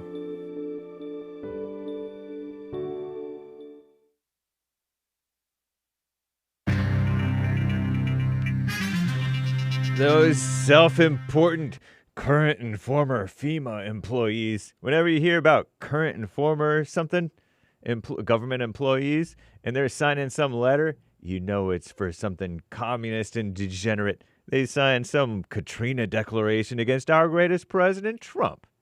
And, pardon me, this is hopefully not a bad word, but a haboob, Haboob. It's a towering wall of dust. I prefer to call it a towering wall of dust to a haboob, but they're calling it a haboob, which is a towering wall of dust over beautiful Phoenix, Arizona. Beautiful, cool, hot, dry Phoenix, Arizona. Is it another Dust Bowl type of a situation? It's crazy. Whoa. And a Cracker Barrel logo drama. You know there's drama over the Cracker Barrel logo. We already covered that. It's old news, but Commie Nonsense finally covering it. And Southwest has new rules against plus-sized passengers. Discrimination. I don't know. And there's this female CNN reporter, Commie Nonsense Network, likening an ICE arrest to a kidnapping. Psh, editorializing. This is the end of hour 2 already of the Jesse Lee Peterson Show. It is Country and Western Tuesday, August 26th. Happy Men's History Month, AD 2025, the year of our Lord. There is one line open. You can call in right now, even during Hake News, not fake news. Or if you're a Zoomer or younger, or Generation Alpha or Generation Beta, or any Generation Beta people old enough to talk and speak on the phone, you can call in to the Jesse Lee Peterson Show, 888-77-JESSE. There's one line open. But it is Hake News, not fake news. After the JLP Show, thehakereport.com, and then American Anchor Baby. All right, so catch American Anchor Baby. Sweet. Commie Nonsense Network CNN reports, you know how I mentioned the flag burning executive order that Trump signed on Monday, directing the Justice Department to investigate incidents of flag burning, an activity he claims, rightly, that incites violence and riots. I don't know if it's right, but it definitely is correlated, as I mentioned, every single time. The order is likely aimed at challenging the 1989 Supreme Court ruling in Texas versus Johnson, which declared flag burning a protected form of free speech under the First Amendment. Read about it. However, Justice William Brennan addressed Trump's argument 36 years ago, claims Commie Nonsense Network, when he wrote for the majority, which is always wrong, almost. The government cannot assume that every expression of a provocative idea will incite a riot, claimed that guy, but must look at the actual circumstances surrounding the expression. That's why he told the Justice Department to investigate it.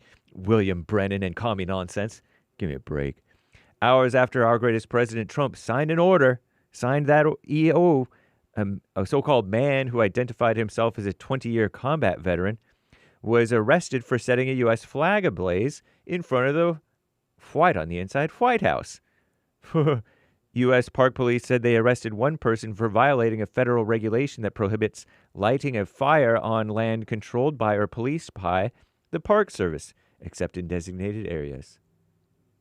Now, FEMA, more than 180 current and former FEMA employees, Federal Emergency Management Association or Administration, whatever, they've signed a letter to Congress titled the Katrina Declaration. What is that in terms of the Hurricane Katrina, that thing that they botched under W? Or did they botch it?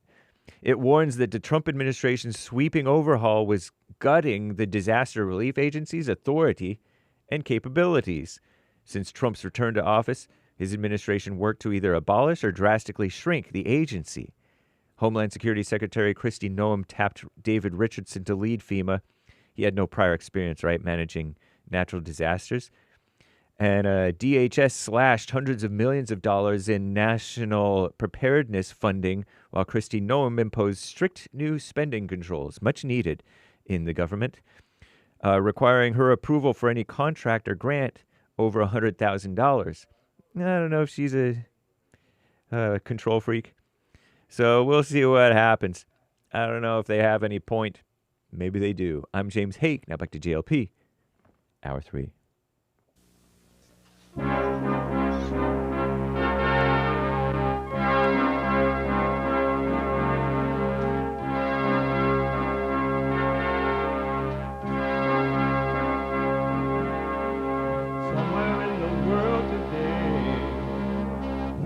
have to stand up strong.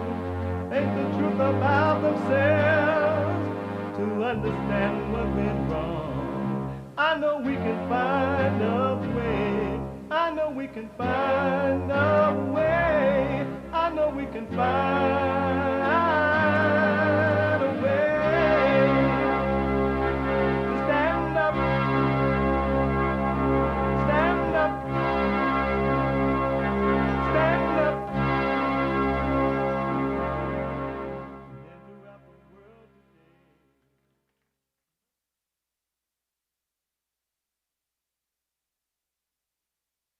Uniting the races with truth instead of dividing them with lies. We're also rebuilding the family by rebuilding the man. I am Jesse Lee Peterson. Good morning again.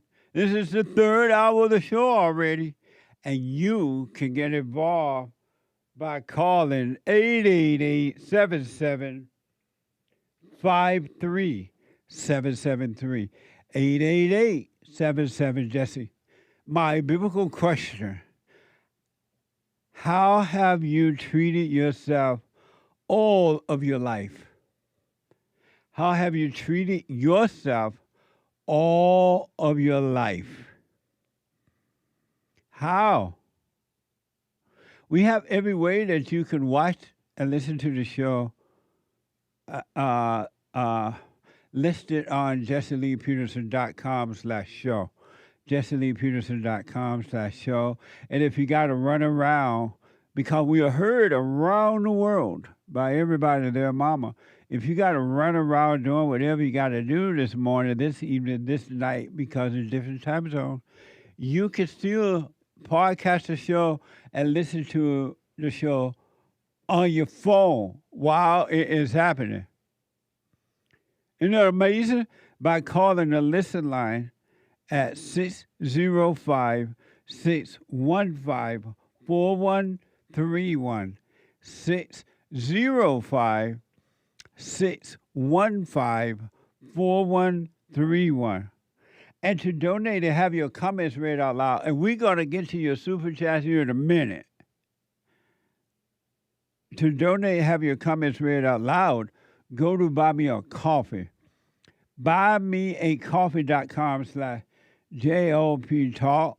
BuyMeACoffee.com/JLP Talk. Or Bond JLP Cash App. Bond JLP Cash App. It's Tuesday. It's the third hour of the show.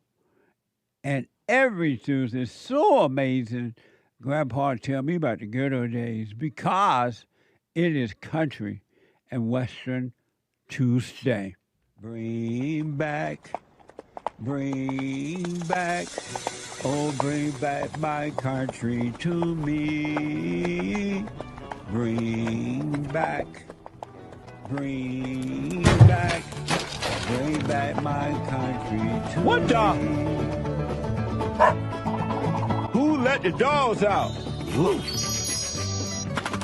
Amazing. Amazing. And I want to get to your super chats here, but first I want to remind you, and for those who really, really want to overcome the fallen state, and you want perfect peace right here on earth, and you can have it. All people can have it. I don't care what people accuse you of, what they call you, or whatever. You can have perfect peace because it's not based on anything outside of you or anyone. You can have perfect peace, but you got to work on yourself. You got to work on you, because if you don't, you're not going to understand or see that human beings are evil. They're vicious. They're conniving. They're sneaky. They're wicked.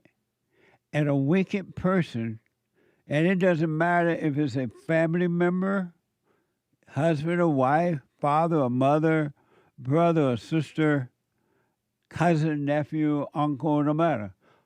Or friends, it doesn't matter. Evil is evil. And all human beings are evil until they start to work on themselves and they start to see what's going on and overcome. Human beings are evil. You cannot find good in human nature. You need to know this so you can work on yourself and be made free.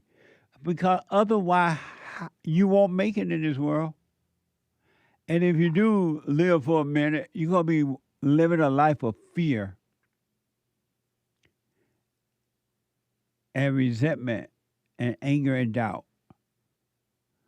Human beings cannot be trusted. I don't care who it is. You know, I was talking to a family member the other day, and they were telling me about all the situations happening in their family.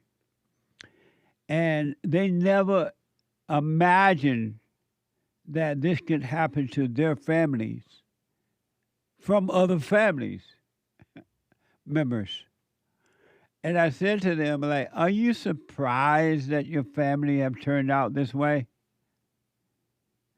And they were like, yeah, I am surprised, but I'm not surprised because there were signs along the way that I didn't pay attention to. There are always signs.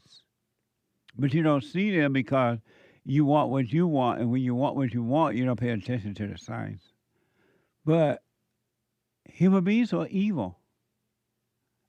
And even God said, every human being is evil until they are born again of the Father, and I will give you a new nature. There's no such thing as a good person.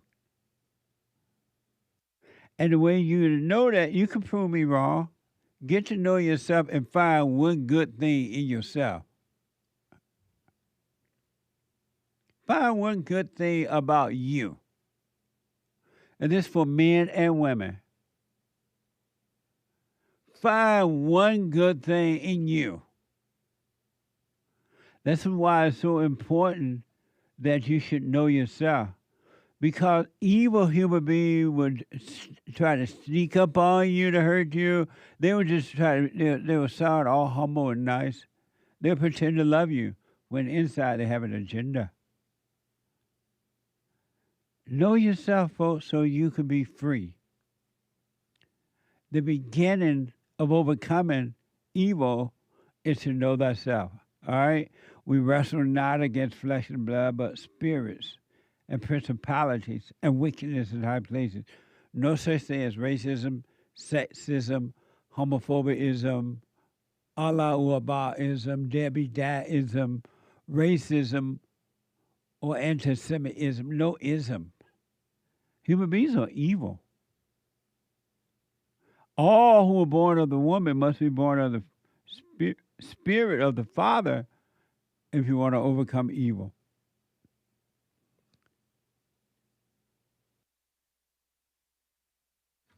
Human beings are evil.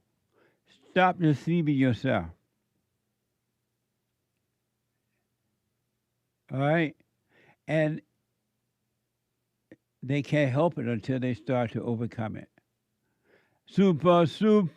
Hey, come, let's do super chats. Human beings are evil. You need to know this so that you can overcome this. Unless you know it, you're not going to overcome it. You're going to have all these different emotions going on inside of you. Fears and fake happiness and bad and so-called evil happiness or bad happiness, negative happiness, fear and doubt, worried about what others say or think about you. You are concerned about what the devil is thinking about you inside of others. You want to fight with people. So it's a spiritual battle, right? But you can't know this. You don't have to be you any longer. You can stop right now being you. And one other quick thing I want you to know, you could bank on this. You can put your Bitcoins on this. You can bank on this. You hate God. And and I don't care how many Bibles you read or don't read. You could be an atheist, Jewish, Muslim, Christian, Mormon. You is never going to enter into perfect peace until you stop being you. Then you will enter in. You cannot enter into peace being you. You cannot have perfect peace on earth or in heaven being you, because you hate good. You're jealous of it. You resent it. In your mind, you're plotting to try to hurt it. You worry. You get angry, revengeful, or whatever. Resentful. You hate good, and you will never enter into perfect peace until you stop being you. Super chat. Super. Super chats. Cornerstone on Cash App said yesterday, church, fire, heart, devil, thoughts. Thanks, hands praying. And halo emoji. Who is that?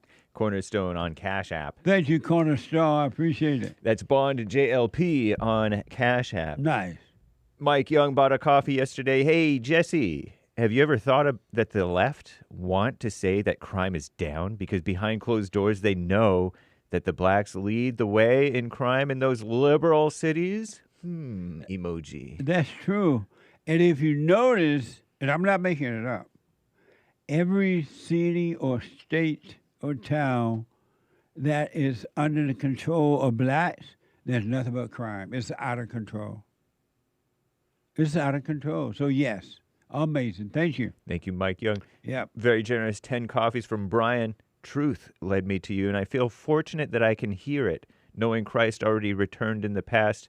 Did Christ reign on earth for 1,000 years also, or should I not be concerned about that? Could we be the dead in the final season? Seems that way. Bible thumper, quote unquote. Repeat the question. So did Christ already reign on earth for 1,000 years as well? You know how it said Christ would return and reign for 1,000 years? Oh, yeah. Or should he not be concerned about that? I wouldn't be concerned about that. Yeah, don't think about that. Take no thought for tomorrow. Live for now. Tomorrow is sufficient for itself. You deal with now, and when tomorrow comes, you'll be ready to deal with tomorrow. But thank you. I wish you well. Jim in Alaska on punchy.tv/JLP. We got our tickets to fly down to attend church. Turn up the AC.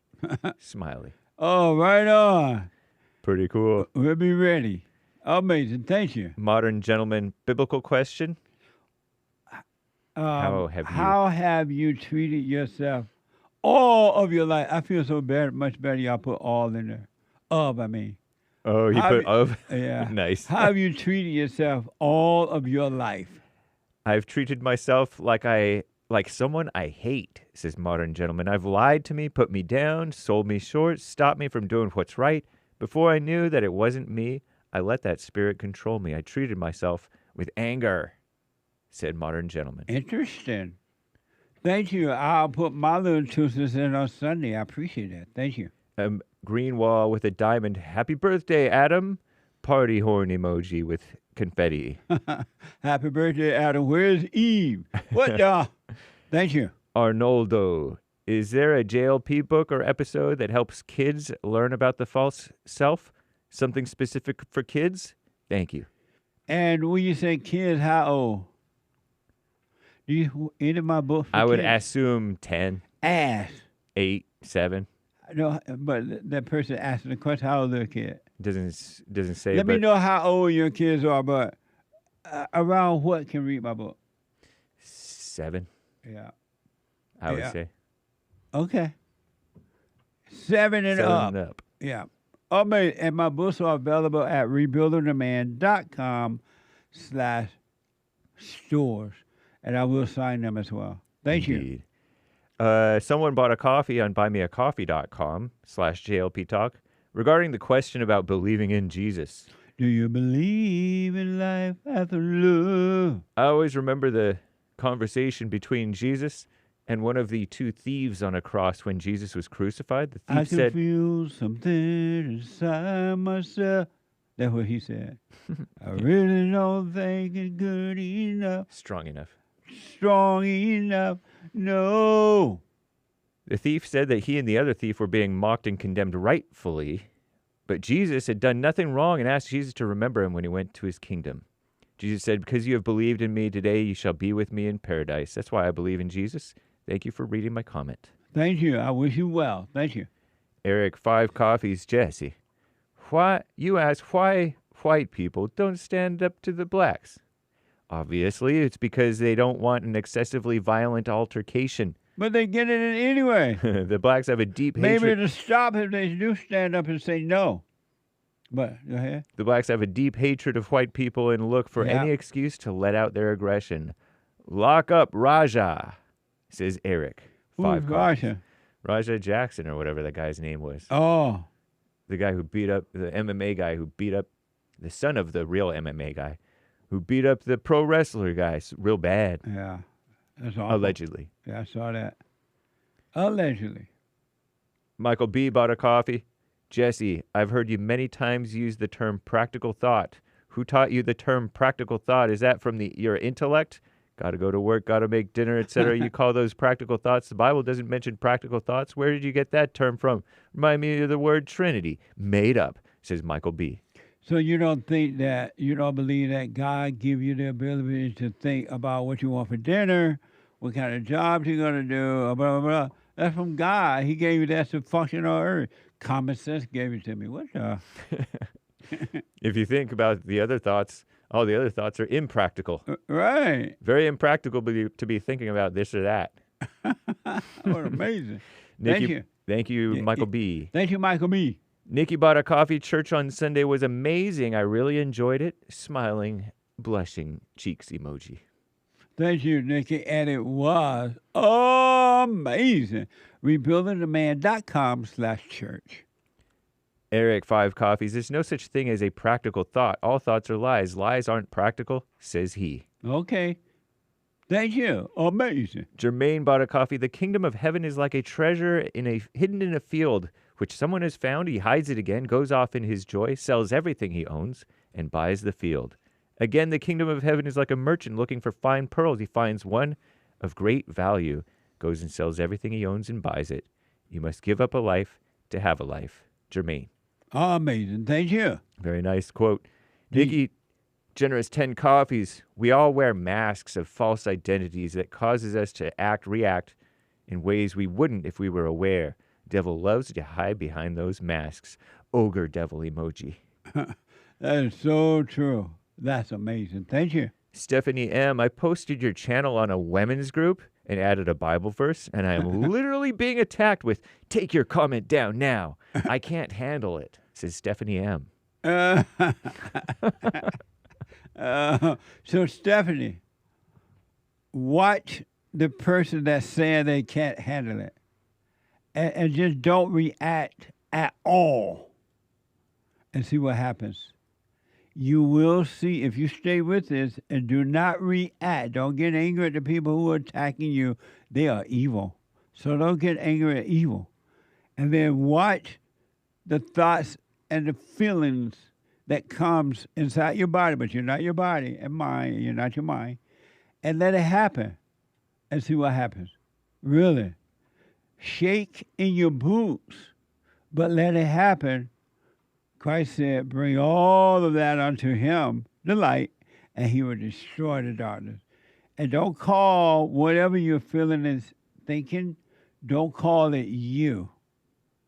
You can say, you can admit, because you don't want to be in denial about it, you can admit, you know what, I'm shaking in my boots right now. But it's not me. I see those thoughts, but they're not mine. Until you don't have to say that anymore, because right now you identify with those demons and you're calling them you. Those are demons, and it's not you. I wish you well. What? Thank you. Very nice. Anthony on Cash App, Country and Western Tuesday. Giddy up, partner. How y'all doing out there? Right on. Thank you.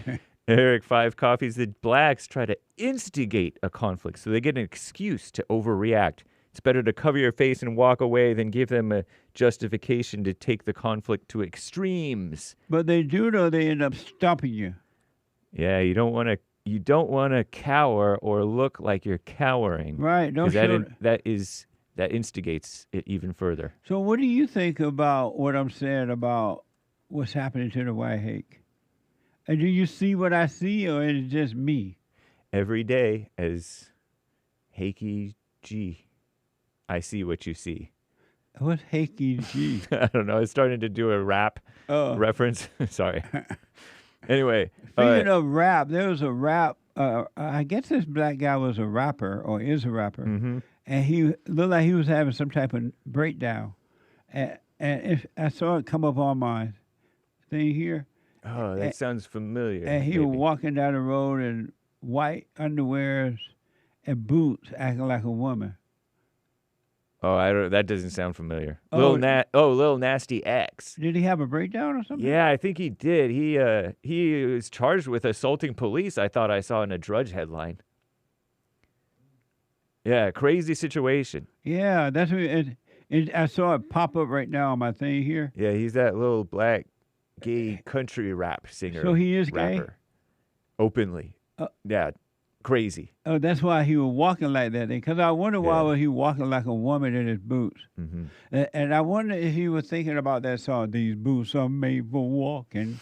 And that's what I'm going to do.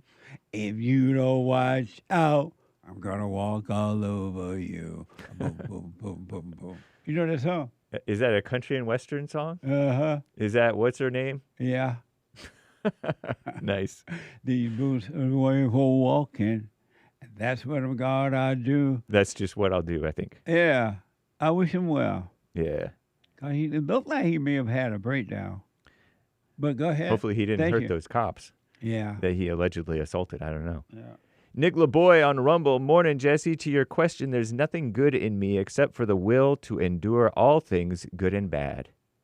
Right on. Amazing. Thank you. Thank you, The Nick. one thing I want you to know for sure, and I'm not making this up, and you can prove me wrong by getting to know yourself and find one thing good in you. No human beings are good. You're not going to find anything good in human nature. That's why God said, I give you a new nature, which will be his nature, and then good will be in you. It won't be your goodness, but it will be in you. But ain't nothing good in human beings. Zero. Isn't that amazing to know that, though, Hake? You see that? It's helpful to, I don't know if I see it, but I know that my intentions aren't, although they seem good, they're not. Yeah, that's right. Yeah.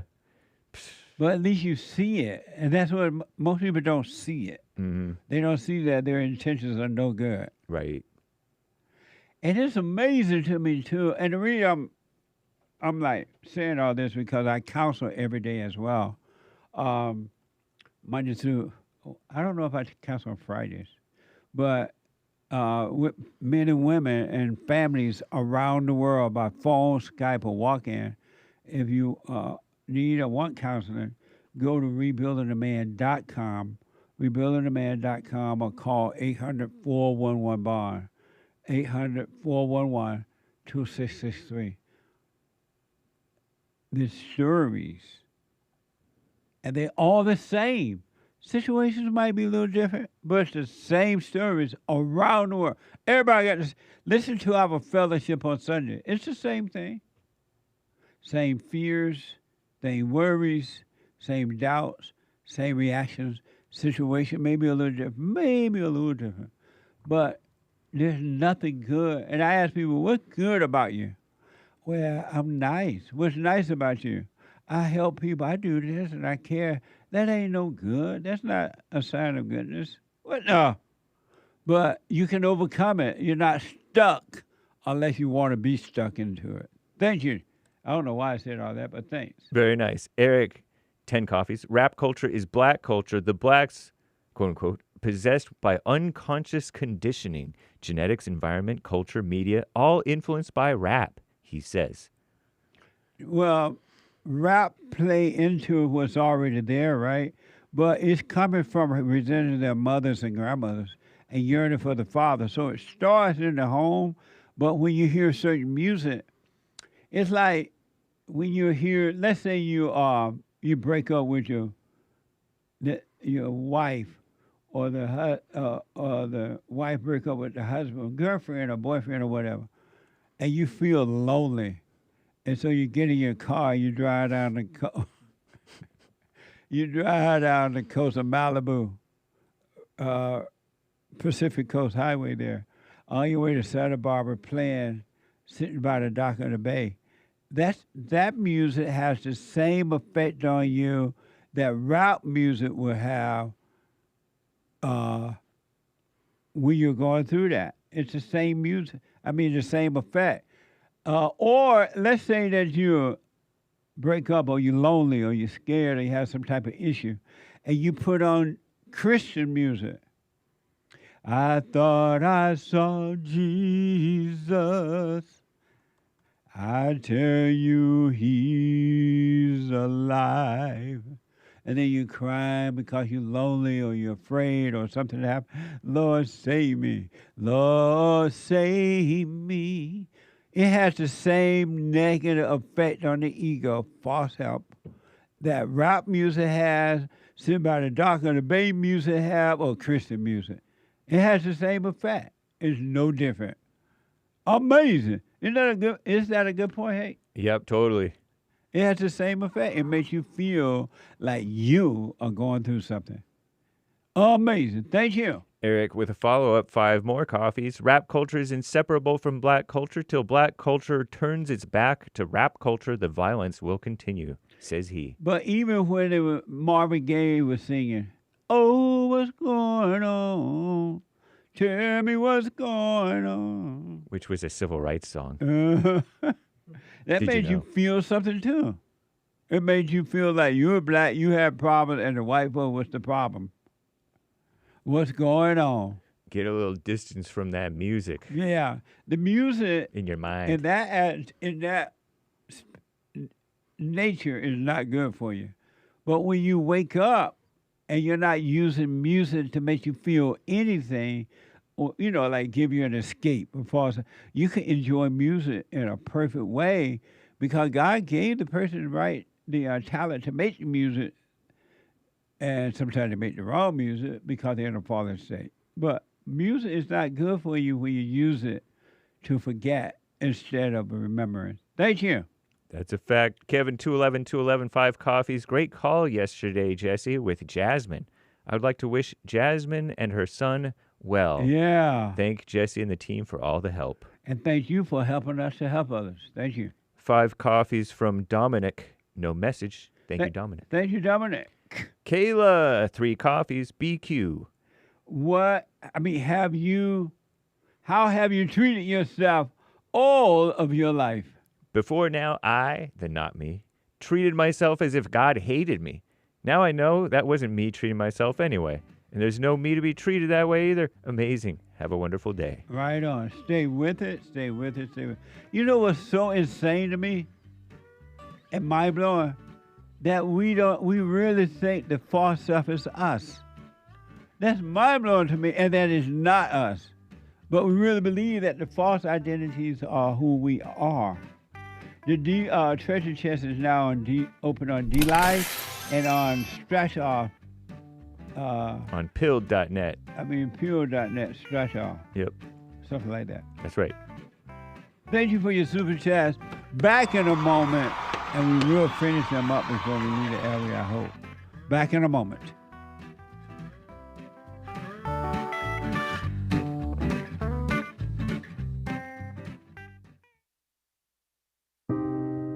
I just wanted to say that I've been listening to you for a few years now, and when you talk about the illusion of racism and how it's just a a divisive tool that the media uses, and it's just good and evil. Yes. And that's what we got to focus on. It really has changed my life. My perspective is totally different now. I'm more calm, I'm more peaceful. You know, when you talk about forgiving your mother and letting go of that hate, and it just transforms you. So I just want to thank you for that and let you know that, you really are doing God's work by waking people up with this message. Amazing, Aaron. Thank you, man. I appreciate that. Sure. I can hear the angels in heaven singing right now. They're rejoicing. That's amazing. Stay with the silent prayer. Speak up, don't resent, and doubt every thought. And Aaron, you have not seen anything. Anything.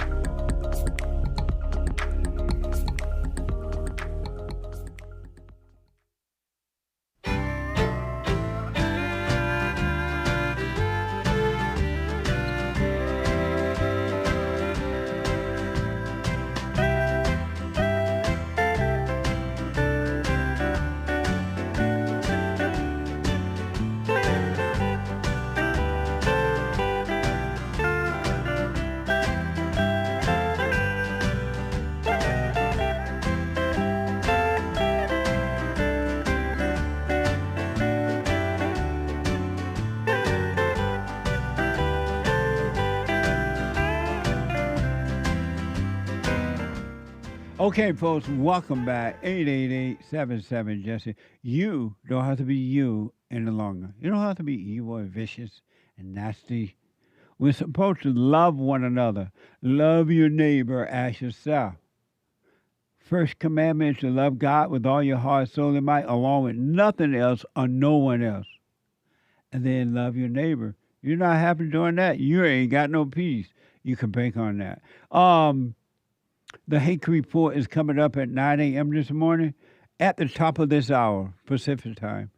And James Hake is on fire. He's on fire. And then the American Anchor Baby. The American Anchor Baby. Energy given to him by God. The same energy Donald Trump has, the American Anchor Baby has it. So eventually you will call him king. If you doubt me, listen to the American Anchor Baby Monday through Thursday from 11 to 1. And then Fridays, he's flying his plane at 12 p.m. Pacific time. All right? Don't forget to support us on social media. I forget to mention that. Rumble.com/Jesse Lee Peterson. Cozy.tv/JLP. JLP Talk on X. Jesse Lee Peterson on Instagram. Pure.net/Jesse Lee Peterson. Like, follow, comment, and all that. When you see that all human beings, including your family members, and especially starting with your family members, when you see all are evil, you're going to treat them differently. Really. Because you would know and understand that they can't help it. Really. You would just know that, and then you won't be affected by it. Because you will understand you had to overcome that too. And you will understand evil. Let me go to Troy out of Minnesota. Troy, you are on the air. Hey, Troy? Yes. You are on the air. Oh, can you hear me? No. Oh, hang on. Is this better? It's what better? Oh, can you hear me now? Not yet. I can't hear you yet. Oh, sir, can you hear my voice? No, I can't hear your voice. Oh, oh, okay, you were going to see how long. That's good. I was like, how is he? How is he? Is he like reading my mind there? No. Oh, That's good. You've done this a while, I can tell. What a mess! You're under hey, here, Troy. hang on one second. I just wanted to read 2 verses of the Bible, if that's okay. Yes. Just hang on. Let me find that quote. Yeah, it's from the book of Jeremiah, 9:23-24. It says, "Thus says the Lord, let not the wise man boast in his wisdom, let not the mighty man boast in his might, let not the rich man boast in his riches, but let him who boasts boast in this, that he understands and knows me, that I am the Lord who practices steadfast love, justice, and righteousness in the earth. For in these things I delight, declares the Lord." Nice. And the reason you read that mean what to you? Well, I that's just my new favorite Bible verse, but I just Okay. see in the culture today, especially for the younger people, they're very obsessed with materialism and how rich they are, how what their body looks like, or how smart they are. But I really do think, like Billy Graham said, that a person that knows the Bible knows more and is richer than the richest person or the smartest university professor. Amazing. You're right. Do Troy, is there any good in you? Now that I've surrendered to the Lord, yes. And what does that mean, surrender to the Lord? Like you said, I gave up my past life and I've given up my anger, and I let Him take control of the wheel. Yeah. Have you forgiven your mother? Yes, sir. How did that go for you when you went to her? What happened? Well, like I said, last year she got terminal cancer, and that kind of made me realize that our parents are a gift from God and we don't have them forever, so we can't hate them. And so did you go and forgive her? Is she still living? Yes, yeah, she's been fighting the cancer. I just try to, like you said, take it day by day and don't think about what's going to happen. That's right. And have you gone and forgiven her? Yes. You told her?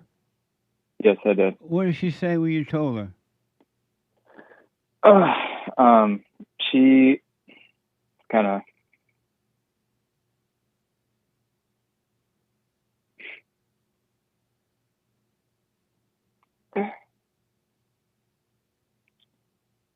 a little hard to speak on.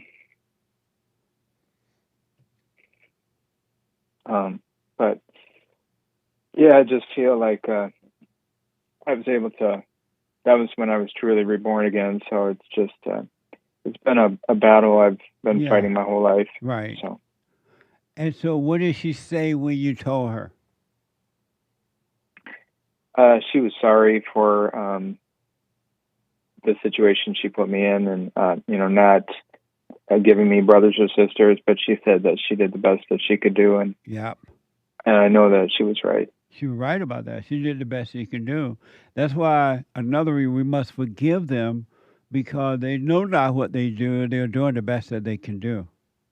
Mm-hmm. And what made you cry when you think about that?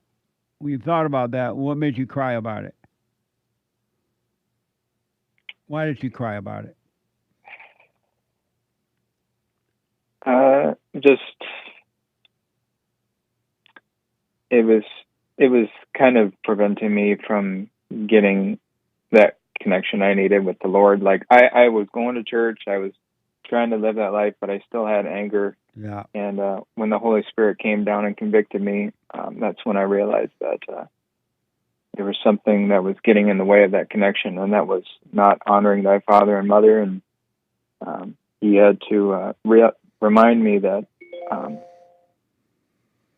sin, even though she made bad choices with her life, that my sin can also hurt people. So. And did you forgive your father as well? Yes. Yeah. I never met him. He died of a drug overdose, and he was never in my life. So, So but were they married? no, they were not. And you never met your father? No, sir. What's that like, never meeting your father? I know what it's like not to be with your father. I've been through that part. But what is it like never knowing your father? It just feels like part of your soul is missing, and Sure it does. And when he died, even though I'd never met him, I was devastated, and I felt like a part of me died with him, and it's tough. That's why I'm just so against this attack on the nuclear family. It's because these politicians that are for the welfare state and the divorce state and all that stuff, they make money off people's misery, and it's just disgusting. Are you doing the silent prayer or the hoop and holler prayer? No, I do your silent prayer. It's incredible. It's Yeah. the best. I was always against like meditation or whatever stuff like that, but this is not a meditation. This is just peace. Yes, you don't want to meditate. You don't want to control. You don't want control over anything. You just want to become the observer and let the light do all the work. Yeah, it's been like I said, I was a sinner most of my life, but then I realized I came back out of the military. I live in Minnesota, and I just saw it. Like, I left in 2014. I came back in 2018, and this state had just became a crap hole, and it's gotten just worse and worse and worse. And that's when I realized, like, yeah, we need Christ. Like, you need him. He's the only thing that's going to save this country from just absolute hell. Well, the country is not going to get better, but your world inside of you and your world around you will be fine because the Father take care of his own children, and you're going to see all this mess going on with your friends, with your family members, with government and wars and all kind of stuff, but you will not be affected by it at all. It will not touch you if you stay present with the truth. It will not touch you, and people are going to try to hurt you. Your family members, especially when they know that you're working on yourself and that you are overcoming the world, they're going to come after you, but it won't bother you. And you will see that they're evil, but you won't judge them. Yeah, I had friends of 20 years.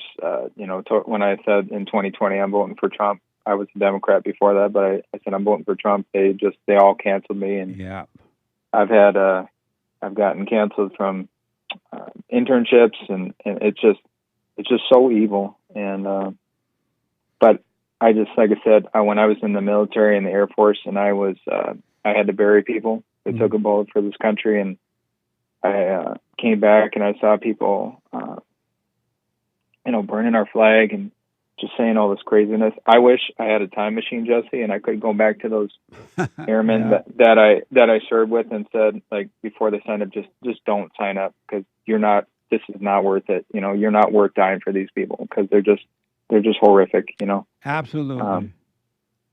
The one thing I realized too, Troy, about wars, people who are the government, the politicians, the businessmen, who are and women now, who are for wars, they get a thrill out of creating a war. They get money from it. They get a sense of power from it, and they get this thrill from seeing the people around them be afraid and don't want a war, or want the war. And then they get a thrill of, if a war stops for a while, they get a thrill from the war not making a temporary stop. They get a thrill from that too. Human nature is so wicked, Troy, and if you stay with this, it's going to blow your mind, but bless you in the same fashion, to see and understand that we are truly dealing with evil inside of our own mind until you overcome it, and inside of other people. but you'll see how to deal with it, though. Human beings are wicked to the core. There's nothing good about human nature. Mm-hmm. I think there is some hope, though, because at least at the 1-star and 2-star military officers, they're very high-level officers. I had a 2-star come and visit our base, and he was black. Just had to put that out there. But he said something very amazing. He said the point of the military is not to kill people. The military is to deter war. Yes. And that's I was like, that's a patriot right I there. like that. But I don't know about the 3 and the 4 stars. They're kind of political animals. But those 1 and 2 stars, they're because up to 2-star general, that's military promotion, and those guys, they have to absolutely love what they do. Amazing. Nice. I did have a quick question, if that's okay. Okay, go ahead. I was just kind of wondering, I see when I go to the gym, especially, or just out in public a lot, it's not just women, it's mainly women, but not just women, just people showing a lot of skin, like back, breast, stomach, legs, and they're behind it.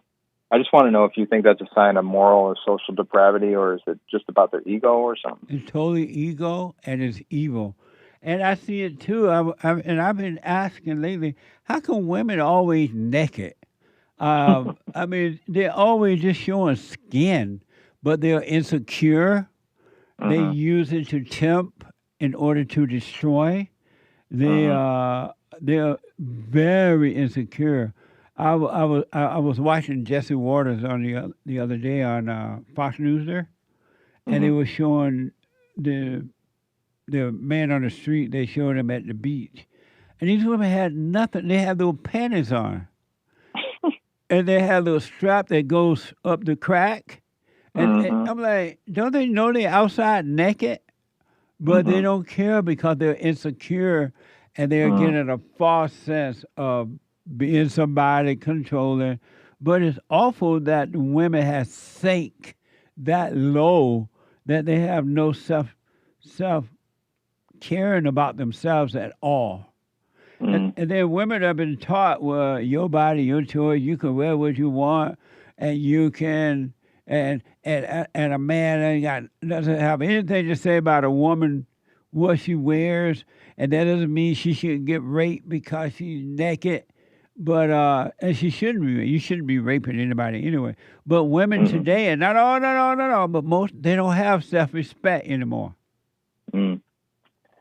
And it's everywhere. Even fat women wear nothing. Yeah, that's it. And they have all those wrinkles showing. I'm like, nobody wants to see those wrinkles. That's not a turn on.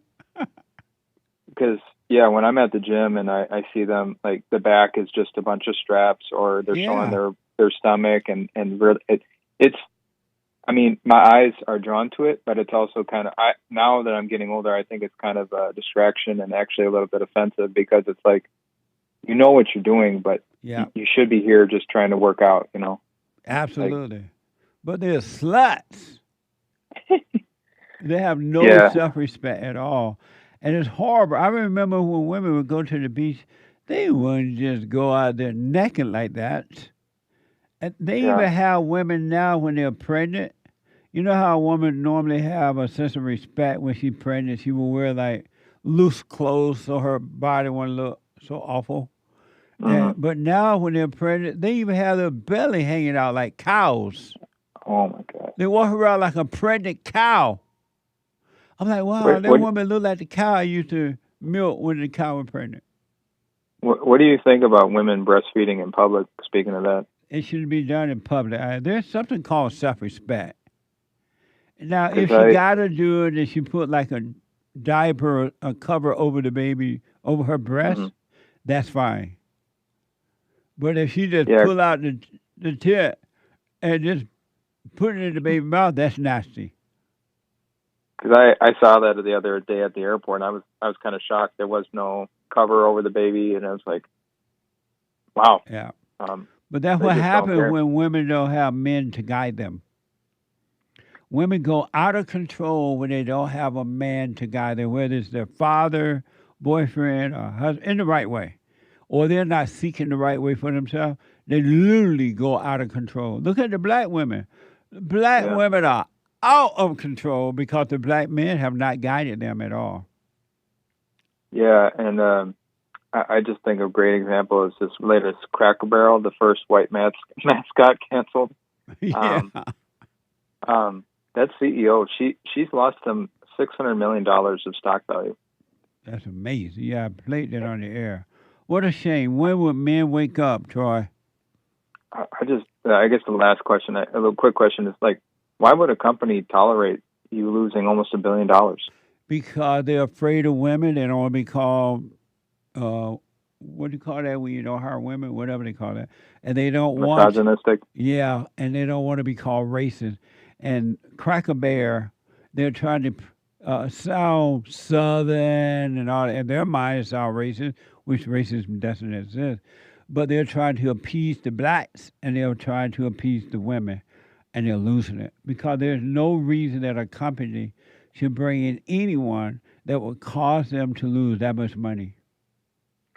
Do you think it's just the nature of a woman to destroy? 100%. 100%. Because that company is going to go out of business. Yeah, 100%. But is it because it's a sort of punishment for allowing society when women rule that it's just bound to fail? There's this order. Women were not created to lead, but to follow. When you put them in a leadership role, they don't know how to lead. And they're doing the best they could because it's not their fault the men are so weak to put them in that role, but they don't know what to do, so they destroy the family, the business, whatever, because it's not in their nature to lead. And men are making a horrible mistake. God said, because you listen to the woman, you will suffer. And that's what's happening, and that's what's happening with these companies that are putting women in control. Yeah, I guess the last thing I'll say is I guess we got to repeal the 19th Amendment, and we might have to make it so women can't be on corporate boards anymore. Absolutely. Whatever it takes to bring peace back to the country. All right. Justin, you are a true gift from God. Thank you, sir. Thank you, man. You stay with us, stay with us, stay with it, all right? Yes, sir. All right, buddy. 888-7753-773. Let me go to a first-time caller, Terry. Terry out of Texas. Terry, you are on the air. Jesse. Hey, Terry. How's it going, sir? All is well. Man, I watch you too much. I got two questions for you. Yes, I'll make sir. it quick. Okay. My first. So I'm a security officer over here in Texas. But don't say And the my name first of the company. question. Go ahead. I'm not. Okay. And so my question is, I forgave my mom already. Okay. But Jesse, I'm black. You black. I do not like black women. And why they not? Are rude. They are rude. Yeah. They're evil. They're mean for no reason. You can be nice to them. You can greet them. Hello, good morning. If you need something, they're just mean for no reason at all. Well, there's a reason they're that way because they hate their mothers and they're yearning for the fathers. So they become like their mothers. That's the reason that they're that way. But go ahead. My question is, how is it that I can not get so aggravated? We lost Terry? Yeah. Oh, Terry, we lost you. Your call dropped. It sounded like I heard your security guard phone thing, whatever that was. But listen, you're not getting aggravated at them by understanding that it's not them, but it's the evil in them, and they can't help it. So don't hold it against them. Forgive them. Speak up, but don't hate them. Super chat. Jules Verne on Rumble. ROFL. Rolling on the floor, laughing. Rolling in the deep. Thank you. I think that's in response to you talking about these boots were made for walking for Lil Nas X. Lil Nas X. I wish him well. Though. Look like he lost his mind or something. I don't know, but it just seems like he tripped out. I don't know who he is, to be honest. Yeah. I just know that in the media they said Lil X, and Derek just told me he's a rapper. We've covered him before on the show. Oh, we have? Okay. Yeah. Go ahead. Joshua's Journey. What is Jesse think about Christian rap music? It's the same as all the other rap. Indeed it is. Same thing. Amazing. Thank you. Anthony on Cash App. Sunset on the plains, a silhouette of a cowboy. Nice. Beautiful scene, sir. Amazing. Thank you. Eric, 10 Coffees. Jesse, rap music doesn't have the same influence as other music. Yes, it does. Yes, both keep a person unconscious. That's not my point. The creation of an ego possessed by a strong emotions of hate and pride influenced by the unconscious suggestions of rap music prioritizes violence. Drugs, guns, hoes, clothes, cars, money, jewelry. Produce a more dangerous zombie. But unless you are free of all that, all music has the same effect. Really, it has the same effect. Amazing. Thank you. Musical notes. Zombie. Pow. Mind blown. Thank you. Thank you, Eric. Amazing. Thank you, Eric. Carlos. Imagine how beautiful this nation would be if we were to send all the bad, low Nicaraguan back to Mama Africa, and also the low illegals back, and only allow classy blacks and professional immigrants who contribute and give this nation made by whites instead of taking from it. Is not black fatigue anymore. For me, is lactose intolerance. So tired of the Nicaraguan. Love you all. Thank you. I appreciate that. Thank you. And pardon me if I butchered your chat a little bit. Thank you, Carlos. Next phase for your little goal. Love you all. Thank you. That's right. We had a goal for 5 supers or 10. I forget.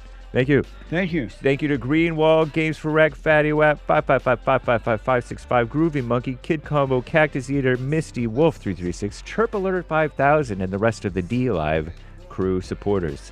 Thank you. As well as the Rumble crew. You guys are faithful over there. Jules Verne, Age of Inversion, Peace in the Puzzle, T Fly and Monkey, butchering your name, Pastor Chatelet and the rest. Thank you. Oh. Thanks, y'all. And thank you, guys. I do believe that Pastor Chatelet, thank you, too. I do believe that is... Oh, Eric, 5 more coffees. If I listen to music about cookies, pizza, soda, I'm going to prioritize junk food.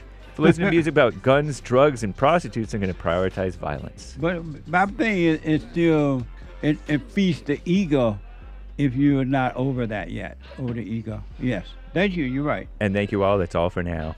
Thank you all. Wow. I wanted to get them in. Just say thank you. I do appreciate it. Chris from Wisconsin. D, a first-time call out of Knoxville, Tennessee. And the callers who are dropping because we're out of time, I'll be back tomorrow. Is Manhood Hour tomorrow. Hake coming up now, then come baby. Bye.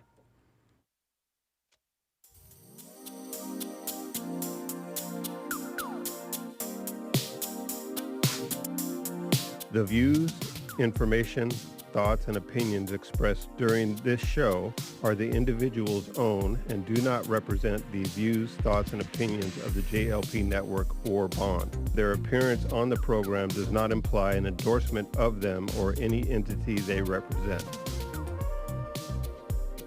The material and information presented here is for general information purposes only. The JLP Network and Bond name and all forms and abbreviations are the property of its owner, and its use does not imply endorsement of or opposition to any specific organization, product, or service.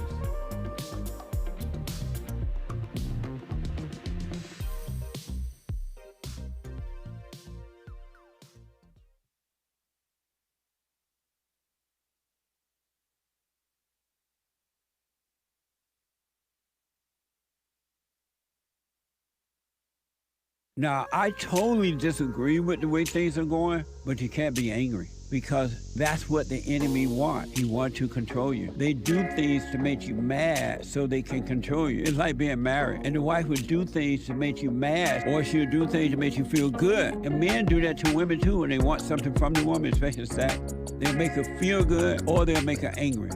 And the woman's gonna have to say, you don't want to be angry. You want to speak up. You want to disagree with what's going on. It's wrong, but do not be angry. Then you won't have fear. You won't have doubt. You won't have worries. You'll be able to see, but you gotta stay away from anger. That's why you must forgive your mothers and your fathers so that you can overcome the spirit of anger. It's a spirit and it's wicked. Nothing good in anger because it has no love, folks. You need love to defeat evil. And love is not a weakness. It's a strength. It's from God. It's His nature.